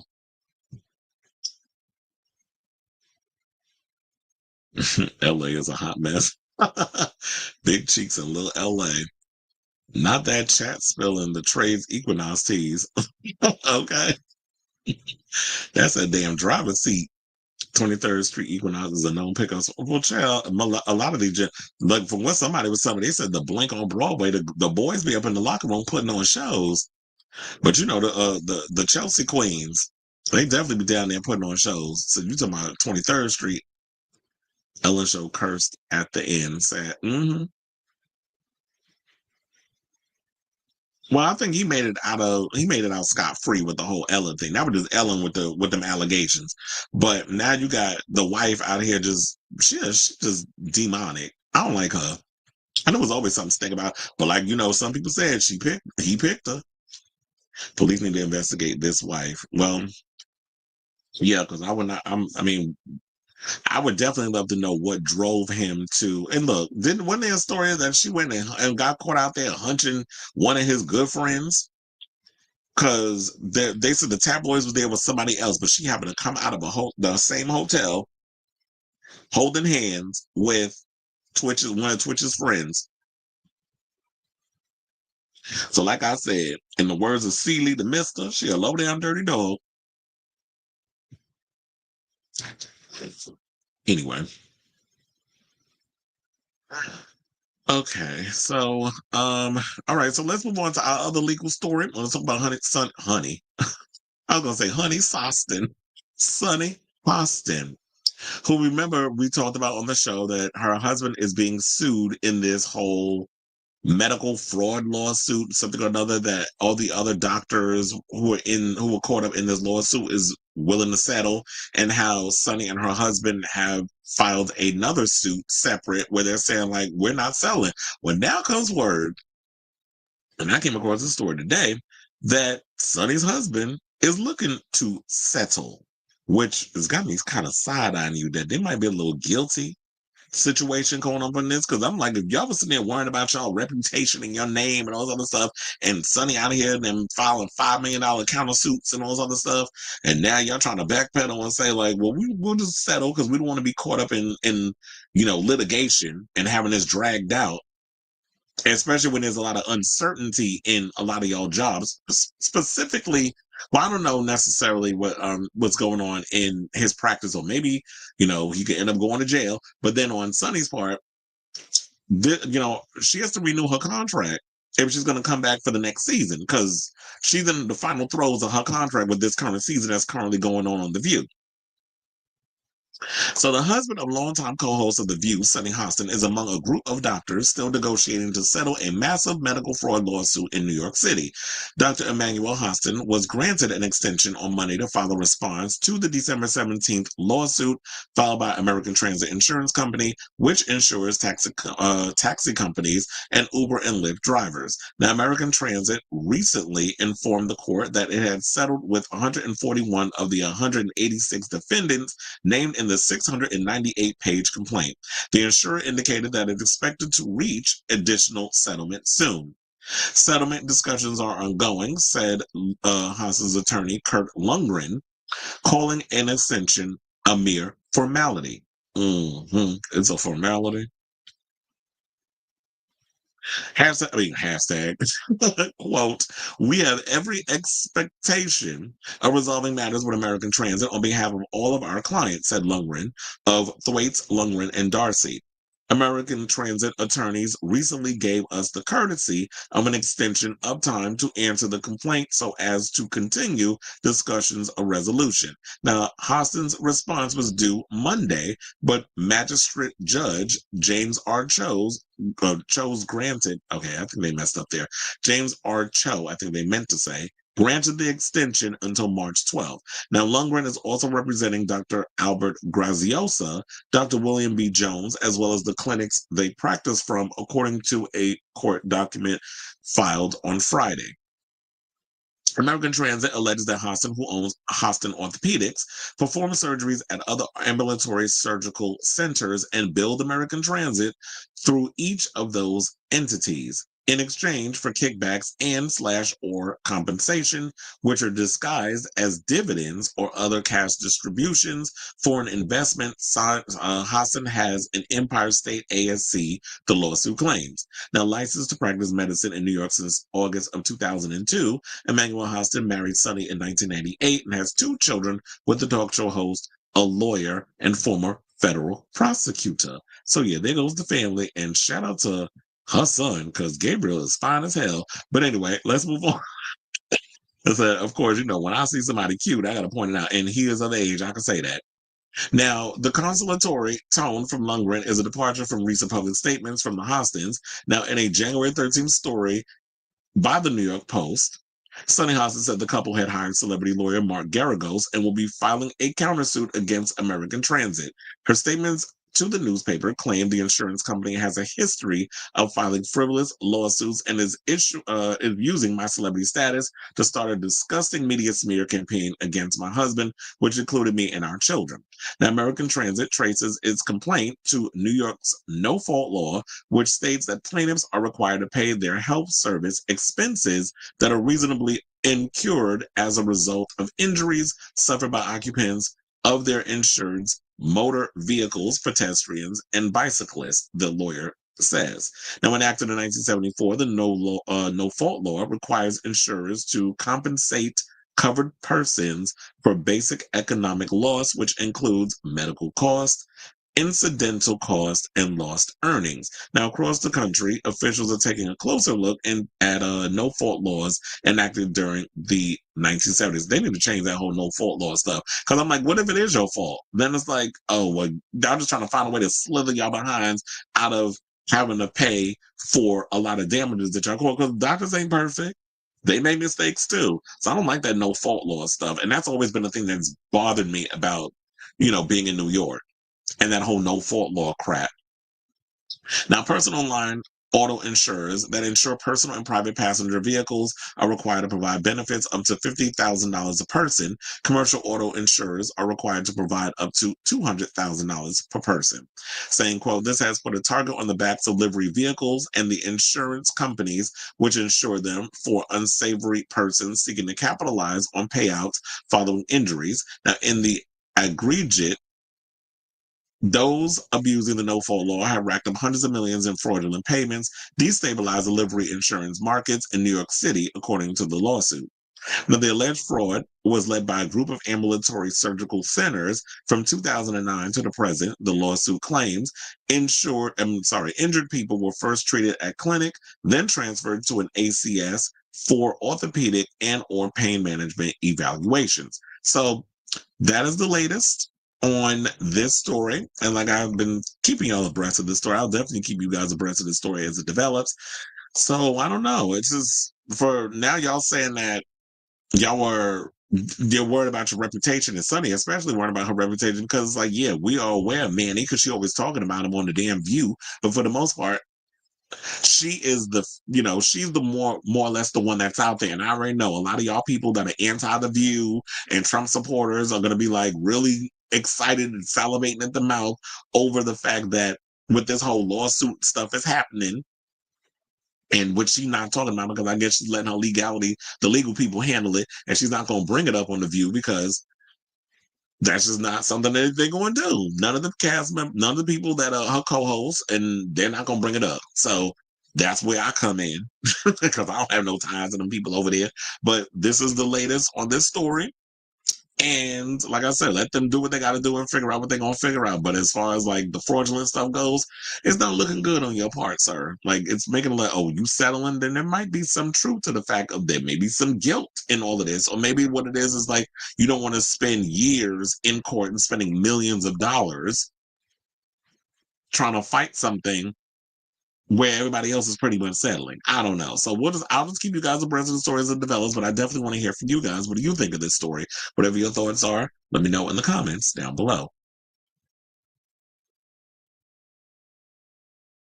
Right after he died, she started her damn mess. She needs a check, apparently. Ain't nobody hired her ever since. Except, wasn't she on the last season of So You Think You Could Dance? And I don't think that show's coming back. So if he settles, I bet Sonny is going to file for divorce because she's not in the mood for settlements. She ain't leaving that man. The way she be talking about him on that damn show, he ain't going nowhere. It's like the way she be treating him is like he a prisoner in that house. Walter Lee Hampton said the rent is high in Atlanta, but the gym is okay, because there ain't no way in hell I'm paying around. How much is the Equinox membership? Like $200? Who paying that to work out? I'm like, the weights better float over to me and start doing the workout for me. So they already opened her trap and threw her husband under the bus. Yeah, we did play that clip, but then was it necessarily her throwing him under the bus though, or was it that she was just talking about how the insurance companies and the overall shenanigans that is with a lot of these insurance companies and everything that's going on with that. So I think that's mainly what she was pointing out, rather than she may have had something to do with, he may have had something to do with some white collar crime that's going on. Now, speaking of white collar crimes, should we mention, shout out to Luigi Mangione, who we haven't talked about in a while. I meant to bring this up on the show as a story. So, he, the cutie patootie, who's been accused of killing the United Healthcare CEO, Brian Thompson, he's accepted almost $300,000 from people who claim to be his fans, meaning like they're helping with his legal situation. Because I'm like, if he comes for money, why wasn't his family helping him pay for that? But the people who's out here, they donated the money. He's got $300K that he's pulled in. And we'll see how that all works out when it comes to his case. But I do find it unfortunate that, because I guess y'all tried to make him the bad guy and y'all wanted us to like be anti-Luigi when we are all anti-oligarch corporation sort of thing. But I'm like, are we really? Because we have an oligarch literally trying to hijack our democracy. Apartheid Clyde, and that big ass, ugly ass head of his that was up in the White House throwing a press conference. And you could see based off the body language and the facial expression that Trump was pissed that this heifer is up in here with no kind of charisma, taking away all the attention from him. So it'll be interesting to see how that works. That dynamic continues to work out, but you got to pay up your investments, sir. The man gave you almost $300 million to help you win your election as the president of the United States. He's in there trying to collect. He's like, you know what? 20 days in, I gotta collect on my investment. Like, he's not giving you a couple of years. He's in there right now trying to collect on the money you owe him. And that's what happens when you allow big money to infiltrate our politics. This is what happens on both sides. So, yeah, exactly. What? I can imagine, because she's a handful when I'm sitting there watching the damn episodes of The View, and she be getting on my damn nerves with that, how she be doing too much, and I just be rolling my eyes. If I roll my eyes any harder, they be stuck up in the top of my damn brain. I be able to see my brain. They be stuck in my head. You gonna leave his Italian behind alone. Meanwhile, the girl at McDonald's who called on him can't buy a Happy Meal. Yeah, because that dumbass got fired. It was like, if you minded the business that pays you, you wouldn't be in the predicament that you in. But here we are. Anyway. All right, so now let's move on and talk about Liam Payne. So we talked about how there was this big expose that was on Rolling Stone, the shocking Rolling Stone cover story, where they revealed bombshell allegations about the late Liam Payne, claiming that the former One Directioners privately battled with his sexuality in the years leading up to his tragic death. He also does not understand why gay marriage wasn't legal around the world, because he said he had a lot of homosexual friends. And word on the street was, based on that article that we read yesterday, we broke down that he was sexting a lot of guys and a lot of his fans. I don't know if they were male, female, or probably both. As in, he was sexting his male and female fans. So the musician, we already know, died in October of last year after falling from a third-floor balcony, possibly as high as 130 feet, at a hotel in the Argentinian capital, Buenos Aires. Now, they said he was there with his partner, Kate Cassidy, to watch a performance by former bandmate Niall Horan. Now, as news of his death spread, celebrities and fellow music stars, including Charlie Puth, Zedd, Paris Hilton, and Ty Dolla $ign, shared poignant tributes online. Fans of Payne, who shot to fame as part of the X Factor boy band One Direction in 2010, also flocked to social media to share their disbelief at the news. Now, we already know that they said 3 people were charged of connection, but actually, I believe it was 5. So there are 3 people were charged in connection to Liam Payne's death in November 2024. One person has been accused of abandonment of a person followed by death. The other 2, one of whom worked at a hotel, faced drug-related charges. None have been named by the authorities. I'm like, how old is this article? Because I feel like, actually it was 5. And this is from Pink News. They did this today, but I'm like, did y'all not do your research? Because it was 5 people. We talked about it on the show. And one of them was like a friend of his, and the friend was saying that I think he's filed a countersuit against Liam's father for basically trying to poo-poo all over his name, and was saying basically or another that he wasn't Liam's guardian. So I don't understand why I have to be accused of all of this stuff and you're putting all this pressure on me when I'm not his keeper. He's an adult. He wasn't in a conservatorship. So nobody said he was supposed to have a babysitter. So now they said in and out of the band, each of them had a sizable Libidiqua following. Now, for those who don't know what Libidiqua is, it's LGBTQ. Sometimes I like to play around with the pronouns. So now, a year before the band announced their split, Liam Payne spoke to Attitude magazine about his views on same-sex marriage months after it became legal in all U.S. states. He recalled being in America with the band at the time and the law was passed and seeing loads of great parties and flags flying everywhere in celebration. Saying it's strange to me that countries are still refusing to pass the law. I just don't understand why it's taken them so long. We live in a time where everything is a lot more acceptable, but certain countries won't move on. It's made into a bigger issue than it should have been by people who are holding on to history, saying you can't live in the past, you have to move with the times. Now, the likes of Australia, Ireland, Northern Ireland, and Switzerland had not recognized marriage equality at the time. And he said, quote, all the issues people think are issues I don't see as issues at all. I don't pay any attention to whether people are gay or not. I'm just into people. Loads of people are into all sorts, but if they are my mate and I get on with them, then that's all that counts. Well, it's good to see that he was open-minded, although if you believe the Rolling Stone article that came out, that he was struggling with his sexuality. And that's what, according to the article, if y'all read it, but then I gave y'all a bit of the cliff notes. So I do agree. Like, I don't understand why so many governments and so many other people, and even people who aren't in politics, why do y'all worry about who's sleeping with who? I just think that a lot of times people who want to have control over telling people what they should do with their lives are so miserable with what's going on with themselves that they despise other people who decide to live freely on their own terms. So it's like, if I'm comfortable enough in my skin, if I want to go off and live my best life the way I see fit and not in the confines of what society tells me that how I should live my life, I think that pisses a lot of people off because they don't have the cojones to do what that other person has the cojones to do. But that ain't my fault that you afraid to step your pussy up. So the Strip That Down singer went on to say that he had a lot of homosexual friends who had been in his life for a long time and said, I actually find it funny that being a homosexual, he said gay, but I love saying that homosexual word, it's still something that's that's talked about as though it's not natural. I don't go around saying, oh, this guy is gay. I don't make a big deal about it. I will just say, this is my mate. My mates are my mates, regardless of their sexuality. He probably says sexuality. You know how the Brits are.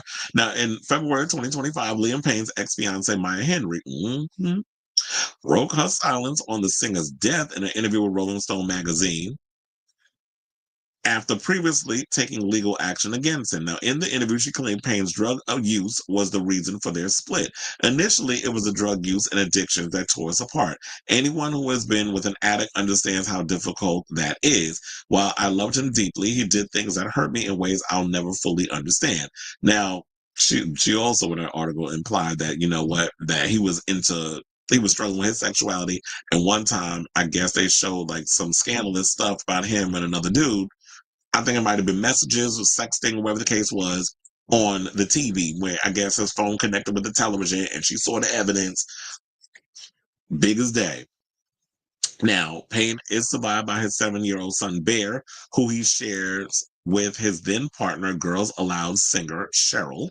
So, yeah, that's the latest on that. And you know what? It's always good that we have a lot of allies and stuff, people who are comfortable with who they are and all other stuff. But, according to the Rolling Stone article, he wasn't really comfortable in his skin because he was struggling with his sexuality. But it was also good to see, like, even if that story is true and he was struggling, that he was comfortable enough that he had gay friends and he wasn't feeling insecure or anything regarding having those type of friends. So I say all this to say, what do you guys think of this story in regards to Liam Payne speaking with Attitude a while back about not understanding why countries wouldn't legalize same-sex marriage? I just feel like live and let live. If people are not bothering you, I don't know why people are worried about what people do. It's the same thing with the whole trans situation. And that's why I live for T.S. Madison, because when she was on Roscoe, she was like, you know what? If they don't want y'all, they want you to use the bathroom that you are the assigned gender you were at birth, follow the law. So if you are someone who was born male, but you transition to female and they want y'all to get on that man line, it's like, okay, I'm going to go to the men's bathroom and have y'all gagging, and I'm going to show you how a real woman takes a piss. That's what she said. So it's like, okay, because y'all really going to flip y'all legs. So y'all sit up in here getting all caught up in this bull crap because, y'all miserable with y'all damn lives. And then when people actually follow the law, it's like, but this is what you wanted. You have to realize that when you ask for things, be careful what you wish for, because you just might get it. Have people never heard that term? And that's what happens when you put things out in the universe. You ask for things, you want to discriminate against other people. Okay. Now, when you see that sister on that line and she pull up to that urinal and her dick bigger than yours, and she peeing next to you and you gag, because you want to gag on it, low key.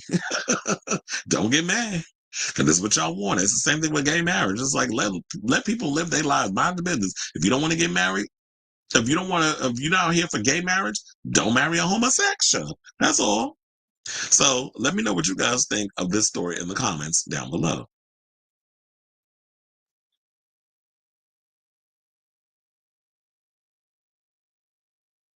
It's religion. I hate that Jesus freaks want their plays. And 9 times out of 10, they're not even really believing the bullshit that they think within organized religion. They're the biggest damn hypocrites.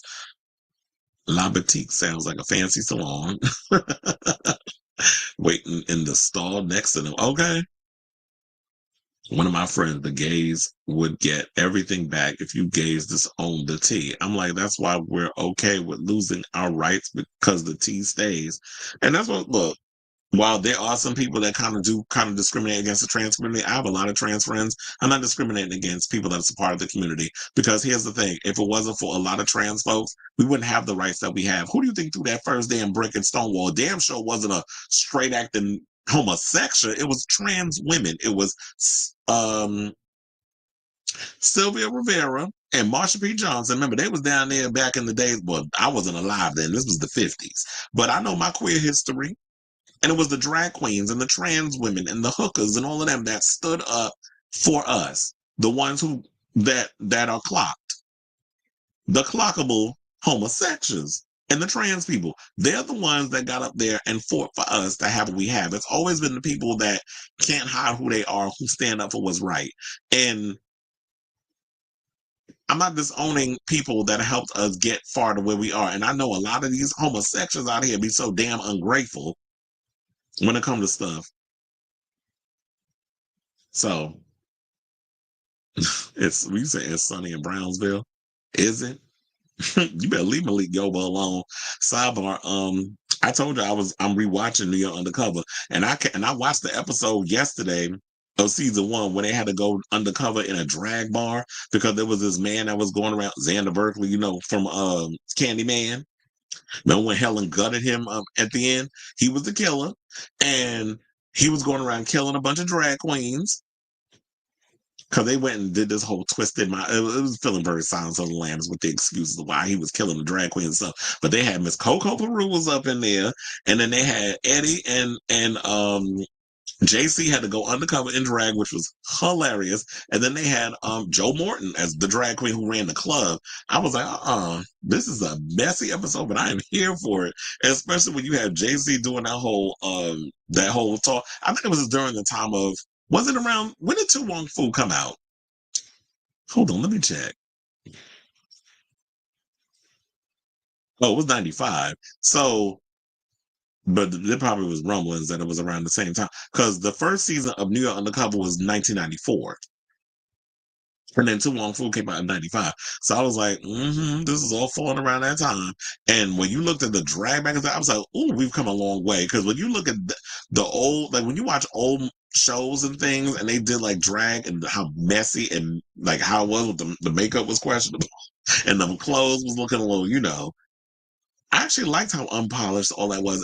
And people seem to forget that when you watch stuff like that episode and then Tu Wong Fu and so many other things, you see all the iconic drag queens that was in that, like how unpolished a lot of the drag was, it's come a long way from what we see, the unrealistic standards that RuPaul's Drag Race demands from a lot of the people that go on that show. Where it's like, you got to be perfect. I like the imperfections. Which is probably why I like Susie Toot and Lydia B. Collins. Well, everything is gone. You know, the clubs, they've cleaned a lot of it up. And it was like, when you watch these old episodes, I'm like, damn, I forgot, even in the, well, 1994 was sort of the mid-90s. It was almost would have been 95. So they have like, you see like 42nd Street still had the peep shows and all that other stuff. So it was a little, it's still a little seedy down there. Nothing, they keep working. I know a lot of older drag queens that's still working. Lady Bunny's still working. RuPaul's still working. I know, but she's one of the biggest stars on the planet. A lot of the old queens out here still doing their thing. Trump's U.S. Attorney General Pam Bondi announces she has filed charges against the state. Well, that's nice. Fuck her. It ain't gonna go nowhere. And now you got, and I'm sure that what the hell's his name? That idiot mayor of ours. I know he's probably pissed. Yes, Team Lexi Love. Wait, who's that? Too cute Latin boy. His damn botched plastic surgery. Who we talking about? Are you talking about Michael D. Lorenzo? I was like, are we talking about Michael D. Lorenzo? I was so mad that when I was on New York Undercover, I never got to meet him because that was the episode they killed him off. But I did get to meet Lauren Velez and Michael Imperioli. I didn't even get to see Malik Yoba in that episode. I did meet Jonathan LaPaglia. Well, I told y'all, like, when we was backstage, he kept staring at me. I'm like, what are you trying? Are you trying to hunch me? I'm way too young for you, sir. I wasn't even of age. So I don't know why you giving me that look. Or was he trying to clock and see if I was a homosexual or not? Probably might have been. The ice queens, all over Queens. Oh, yes, they are. I've been seeing them ice folks out there. One of my friends actually took like pictures and stuff, who lives in Jackson Heights, and was showing like a lot of the police vans and stuff was out there. But look, sometimes I'll be wondering, because since y'all know how, some of y'all in the comments know how New York is. I'm surprised none of the ice people swooped in to pick up them people that be on the train selling that candy. Yeah, that's the new hustle. You see all the women that be having like these babies that be on their back. I'm like, who child is that you got? But it was like they be having the babies on their back and they walk around with a tray of candy trying to sell it on the train. That's the new hustle in New York. So I be wondering, like, first of all, and them babies be always asleep. I'm like, what y'all be giving them? Y'all be sitting there rubbing the rum on their guns? Because I'm like, how y'all keep them asleep all the time? Like every time I see them, they be sleeping. But then every now and again, you do see some of them that have like little kids that be helping them out with the selling of the candy. They ain't bothering nobody. I don't know why people out here just like all of a sudden cracking down on a lot of these immigrants. Now the criminals or whatever the case was, if they in here doing crimes and stuff, and you are immigrant, yeah, deport their ass. But I don't feel like that you need to just be going after everybody and anybody, because it feels very much like Nazi Germany with the way that they handling all of this. Like, people need to realize immigration, all this other stuff, it's complex. It's not as black and white as a lot of people think. It's those are short Guatemalan. Okay. Because a lot of them is short. Although some of them some of the men that be up on there selling, because there be some men that be selling it too. I'm like, oh, where your wife at? Be some cute men's. All right, so now enough of that mess. But continue to drop the shenanigans in the comments. We know how y'all do. But anyway, okay, so let's move on. Let's talk about the Vivienne, because we got the latest news on her. So RuPaul's Drag Race winner, the Vivienne, as y'all know, was found unalive in the bathroom of her home, their home, and died, as they said, of an unnatural cause. And they did an inquest or whatever the case is. So that's the latest. And I'm like, how is it possible that, after they did, I think they're still doing some work on it. And they're saying, like, she died of unnatural causes, so they still have no idea what she may have died from. Now, local police confirmed, shout out to Al for this story, confirmed on Wednesday that RuPaul's Drag Race UK winner, the Vivienne, was found unalive in a bathroom due to an unnatural cause of death, as reported by BBC News. This new update comes on the heels of so many fans and fellow drag artists left wondering what exactly happened to the Vivienne. Now, local law enforcement have confirmed that no suspicious circumstances surrounding the death were found after opening an investigation at Cheshire Coroner's Court in Warrington, England. A post-mortem examination from coroner Victoria Davies also noted that the Vivienne passed away from an unnatural cause of death. However, the BBC reports that further investigation is required, extending this open investigation through June 30th.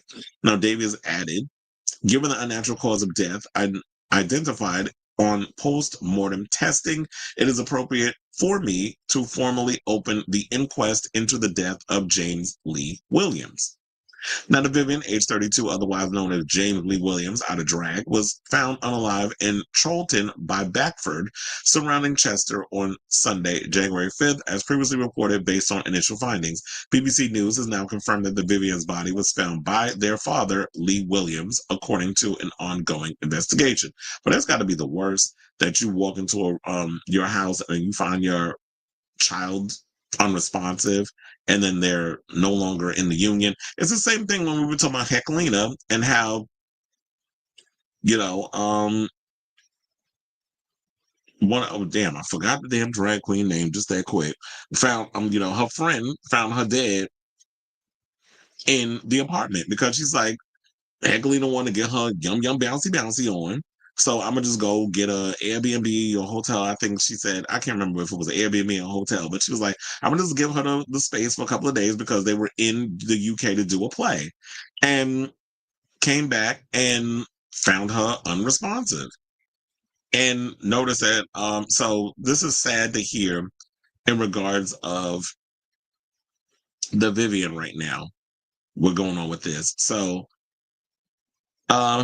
since her death, alumni from the entire Drag Race franchise and even drag artists who have never been on the show, took to social media to mourn the UK drag queen's sudden and heartbreaking death. So I should also point out that, yes, this story is developing. Even RuPaul had to jump in and post this on their Instagram in regards of saying, with a broken heart, I joined the entire Drag Race universe in mourning the loss of the Vivienne, an incredibly talented queen and lovely human being. And a lot of people jumped in and showed that, that they had a lot of love and respect for the Vivienne. And this photo was taken before the Vivienne even went on the show.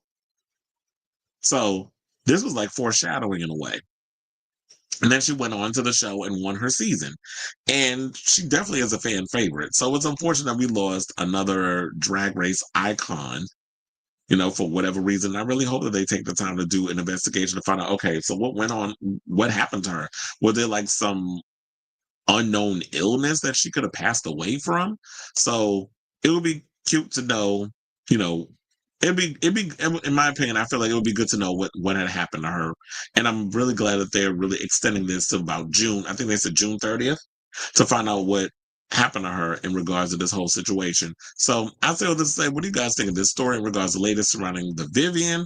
I'm glad that we have some kind of closure, but not a full closure. So with that being said, I'm just glad they're still going to further the investigation. And who knows, maybe before June, we'll be able to find out what really happened to the Vivienne. So that way, not only the fans who deeply cared about her, but her family can finally have closure as to what may have happened to their child. So let me know what you guys think of this story in the comments down below. Okay, well, I just see we had comments. Magical Mermaid says, sends out a purple heart to the Vivienne. So maybe she had a medical. That's what I'm wondering too, is like some kind of bizarre medical condition that we don't know about, that she probably didn't know that she had, that they're probably like, okay, let's test her organs and whatever the case is, so we could see if there was any, like, find out what's going on with them at the time. So, because I don't think there's no mention of a medical condition, and the family probably doesn't know anything about a medical condition, because sometimes, some people suffer in silence, and sometimes people something's going on with the body, and they're not even aware that something is actually taking over them and things are happening. And then by the time, and then you kind of just like shrug it off because you're busy or whatever the case is until it's too late. Child, don't nobody believe that, because we talked about that yesterday. Well, I said in passing, this child out here running around talking about he got some damn autism. I said, yeah, you autistic, right? More like retarded. Ain't no damn autistic. Fuck out of here. I do not believe at one point he's autistic, because first of all, even if you were autistic, people with autism don't go around saying the crazy stuff that they saying. They don't go and make a $2 video with an iPhone and post it as a Super Bowl ad. Don't even tell you what the real thing is that you was doing with that ad, misleading your fans so they can go click on your tight ass website so they can buy a t-shirt with a swastika on it, which caused the website to get shut down. You got dropped by your talent agent, and then you're losing gigs left and right, as you should, because you want to run around here trying to act like you want to be Uncle Ruckus. Then you go ahead and be Uncle Ruckus, run around here spewing your anti-Semitism, and you see how fast your career go down the toilet. So you calling all this into your life, you better start selling Bianca Puss on the black market if you want to make that good coin. But yeah, don't nobody believe he got autism. And when they gonna put his ass in a damn conservatorship? Now that's somebody that need to be in a conservatorship. Y'all need to free Wendy and lock his ass up. Swap her out with him in that facility, and don't never let nobody get near him. I feel bad for his kids though, because you got a whore for a mother and a nutbag for a damn father.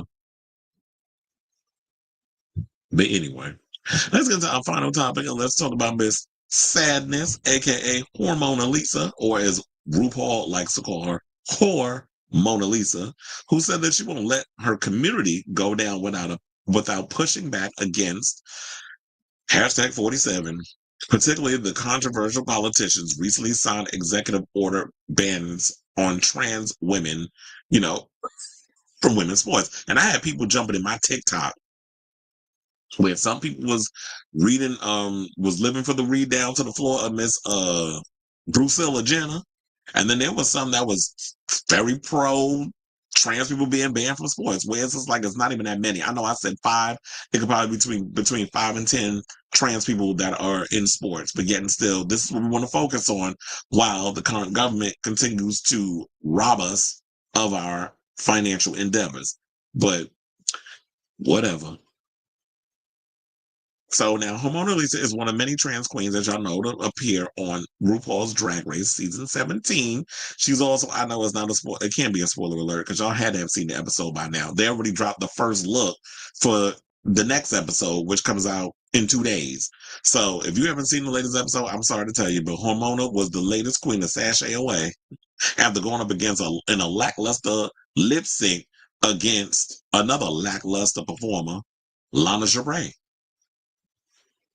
So now, following her recent elimination, she is now speaking out on President Donald Trump's attacks on trans people. Now, during an interview with Entertainment Weekly's Joey Nolfi, the season 17 star addressed Trump's executive order banning trans women trans girls and women, I should say, from competing in sports.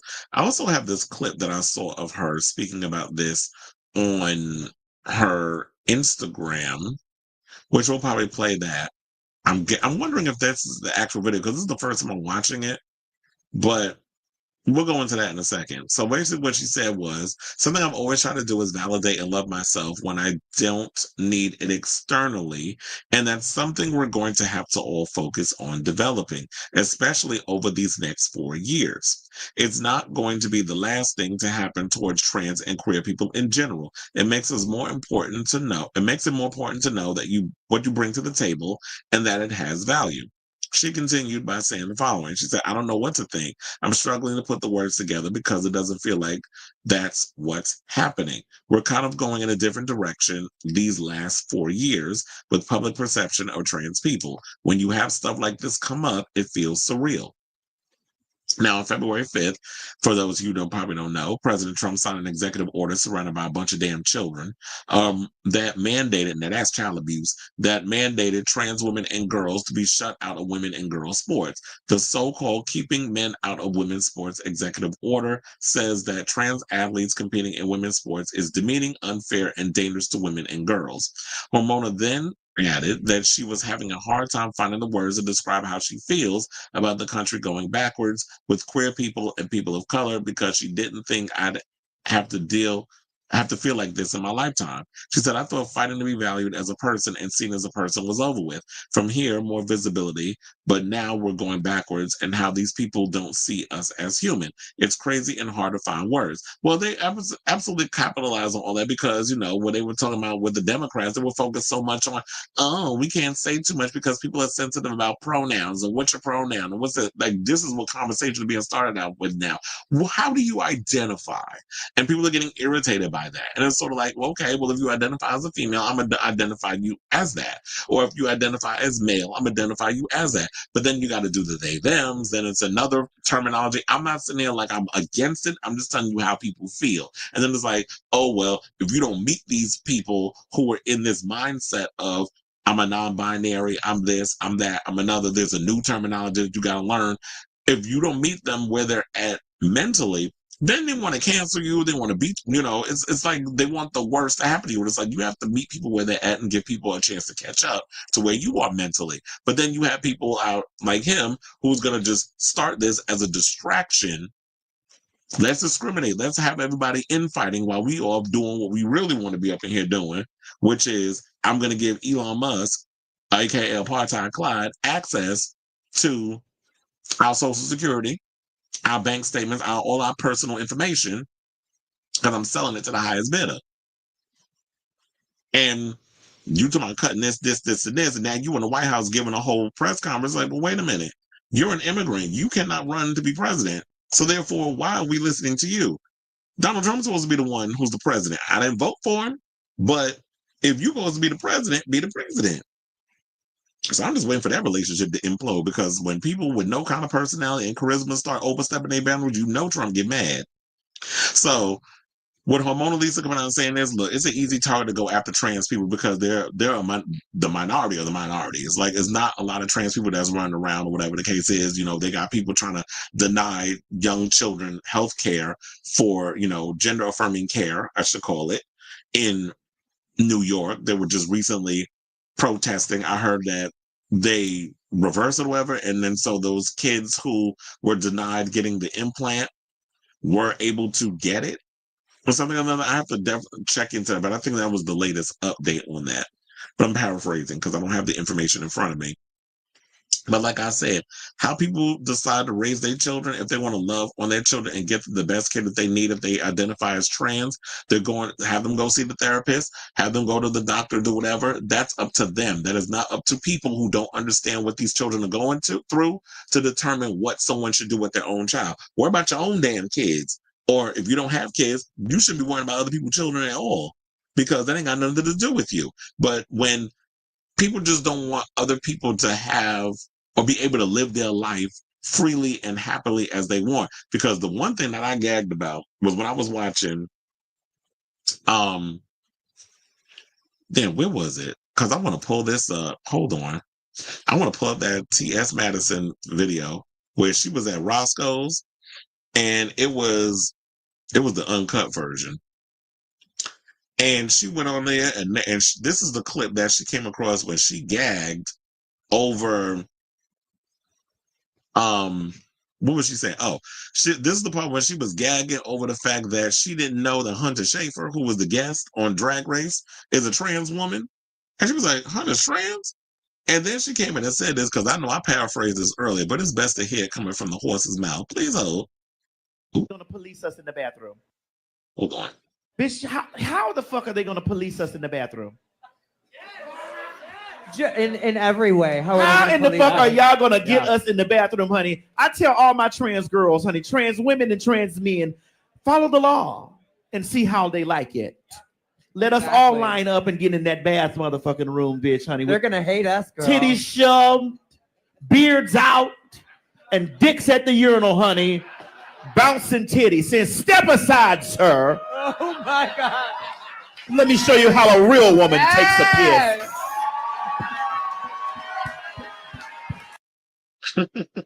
So yeah, I definitely want to play that clip. So it's like, yeah, y'all cannot clock every person that identifies as trans. I mean, Nancy Mace and Marjorie Taylor Greene think they can, probably because they dicks is probably bigger than the trans women, they be trying to police.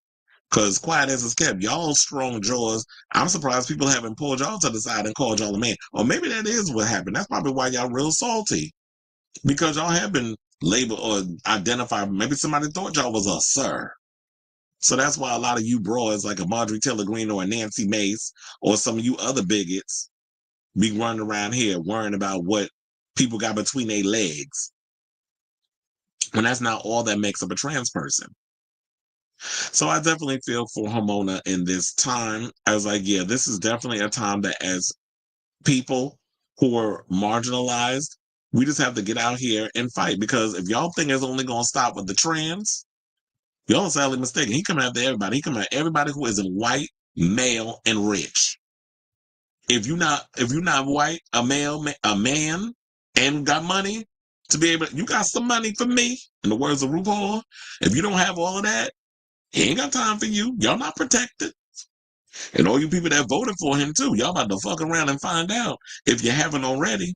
Because I've already heard there's some MAGAs that have started turning their back on him because they're realizing that what they voted for is starting to affect them. And that's usually the headache. I mean, that usually is the way some people got to, not the headache, but that's usually sometimes the fuck around and find out that people got to understand. It's like when it affects you, then y'all gag.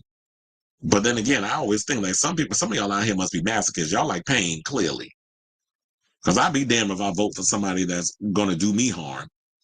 Or doesn't want me to be able to have a leg up, meaning that I can be able to support myself, be able to pay my rent, be able to feed my family, be able to, because y'all worried about some damn eggs. Then I heard there was a story coming out about the egg situation where I think it was Costco's.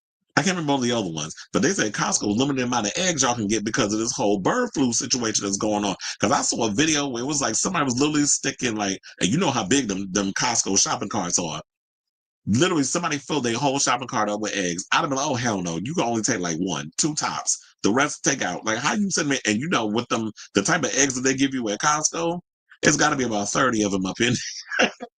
And I do like eggs, so. But you sticking the whole, buying a whole shopping cart full of eggs, y'all be doing too much. So I know, I know this is a long one, but because I just kept going off in these little tangents. But anyway, so I said all this to say, what do y'all think of this story in regards to what Hormona Lisa had to say and that little iconic read? They might need to put that as use that as an audio thing, kind of like what Beyonce did with the Beige for Russian Beige, Bitch I'm Black line from T.S. Madison. Y'all need to do the same thing with that line. Let me show you how a real woman takes a piss. I mean, it could mean a whole lot of things. It could be takes the piss, which is the British term, or takes a piss as in somebody going to the bathroom. So yeah, let me know what you guys think of this story in the comments down below. I want to sit there taking out the damn headline and I wasn't even done talking. Okay, so Cleveland laughing. And it says stuff like this, the commercial about prison exchanges and trans white people being trans their entire personality is the reason why I retired as a trans girl back to being. Oh, is that true? Well, that's good to know. I didn't know that. But you want to know something? I'm glad. Let's talk about it. Because I do feel like that a lot of times where trans people was trying to act like, and I think it was no shade, a lot of the white trans people, and I'm glad you brought that up, that a lot of times at the end of the day, because I've always said this, y'all are white first before anything, and you thought your white privilege was going to get y'all the biggest seat at the table where y'all want to sit up in here and make your entire personality about being trans. And I think that is where a lot of the problem comes, especially when it comes to trans versus the cis community, where a lot of the white trans people come in and start their buffoonery and their shenanigans. And that's why I love when T.S. Madison would get up on her show and we start see it's the white girls that be doing that, because y'all be doing too damn much. It's not the black queens. They get the brunt of it, apparently, because guilty by association. Y'all just happen to be trans. That's all everybody's looking at. But then when it comes to white people, because y'all getting y'all little Karen moment, That's what y'all be looking at. So when y'all sit up in here and make trans your entire personality, I do think that that is why people get irritated by this whole situation. Just like me being a homosexual and my full personality is not all that it is to me, because otherwise, how would I have time to do a show with all the dicks I have in my mouth if that was my full personality? Being your sexual orientation and your gender identity should not be the main thing that dominates who you are. There's so many nuances to us as human beings. Being trans, being bisexual, being a homosexual, being a lesbian, being whatever, a trans male, trans woman, that should just be a portion of who you are, not all of who you are. So that was one of the things I used to grind my gears about my own damn community. The Russians and Chinese shop at Costco is like the world's okay. They found all them eggs to work at the Chinese restaurant, but y'all do like y'all egg foo young and y'all them eggs and that fried rice. So I used to like. No, I remember the whole that how I used to identify as a trans woman because we've had that conversation on the show.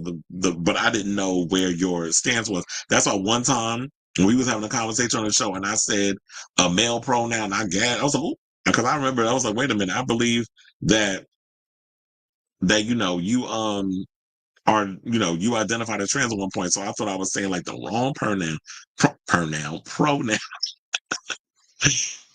So I do remember that, but I didn't know that you were just like, you know what, I'm over this bullshit. So now I'm just like, I'm gonna just be a femme queen with my hair down to my butt. I'm gonna give you full drag illusion. Oh wait, you said, have you seen those videos of the one trans girl with peach fuzz going into restaurants and calling out people who misgender him? So does that mean that you doing that because you want attention, and then when they misgender you, now you want to run on social media and cry discrimination because you're doing it for attention? So that could be another thing too. And I feel like when some of y'all who need mental health in a lot of those situations, when y'all do that mess, you make it bad. You make it hard for those who just want to transition and live their lives because this is their life. They're not doing it for attention. They're not doing it because they want to go viral on TikTok. Because then that's where I said the mental health needs comes in. Because those of y'all who live your life by them, and that is the word endorphins. That fix that y'all get when from that need of it, from attention when you being a narcissist. So that's probably like what that is.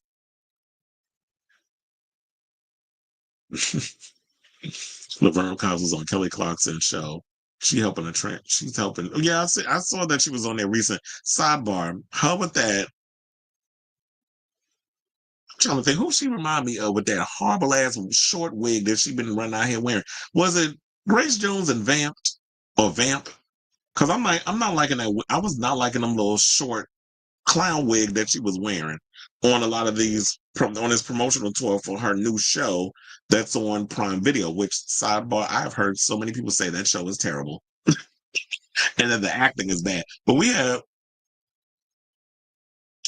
one person, I think it might have been, who was it, Roro, that said that the show was actually good. She tries to make being oh, you talking about Laverne Cox? Oh, you talking about the one in the restaurant? If a guy gets pegged by his girlfriend, no, he's not. I think we've had this conversation on the show too. Like, if a guy is getting pegged by his girlfriend, I do not think he's gay. There are nerve endings in your butt. Like, we have a prostate, and some men like that feeling of, and if a girl is actually doing the pegging, I don't think that makes him gay because it's a woman. Now, if it's a man punching him in the behind, I don't know if we want to put a gay terminology on it because some people get in a thing that I'm not gay, but it's like, but you taking an actual dick in your butt. So what does that mean? I think it's like they like the sex, but they don't want to come with the label because the label means that you live the lifestyle, which is a term I cannot stand. I cannot stand the term lifestyle because a lot of people think lifestyle is literally like lifestyle is I wake up in the morning, I'm going to go drive around in my car, I'm going to go to the gym, I go eat at fancy restaurants on the daily, and I, like a routine. That's your lifestyle, not fucking. That's just a part of your life. So I used to hate when people say, oh, the gay lifestyle. Even when I hear homosexuals saying that, I can't stand when they say the lifestyle. She does that all the time. Okay. Ryan making the pagan joke in Deadpool and Wolverine made me. Child, I got bottom from him long before he was in Deadpool. Like the button, you said like button smash. Thank you. Hey, Peaches. He said, why not? Wigs are beautiful. Are you gay? Wait, who was talking about a wig? Like, what I missed? You said, what is pegging? Oh, you said, what is pegging? Okay, pegging.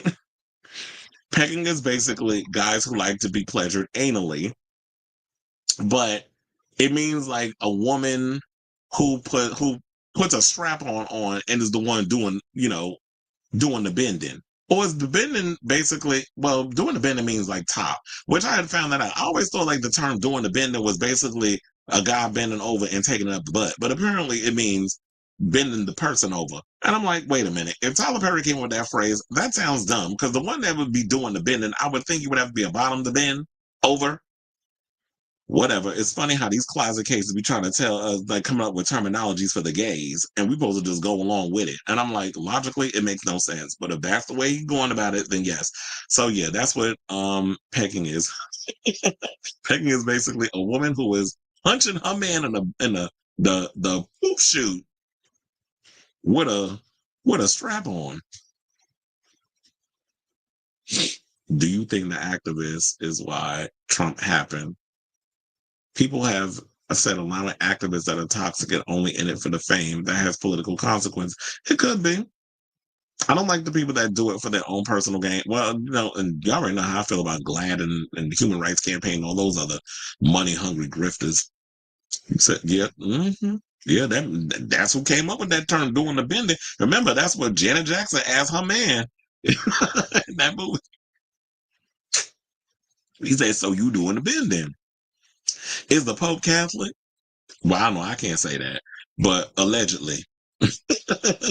We'll just go with allegedly, my favorite term.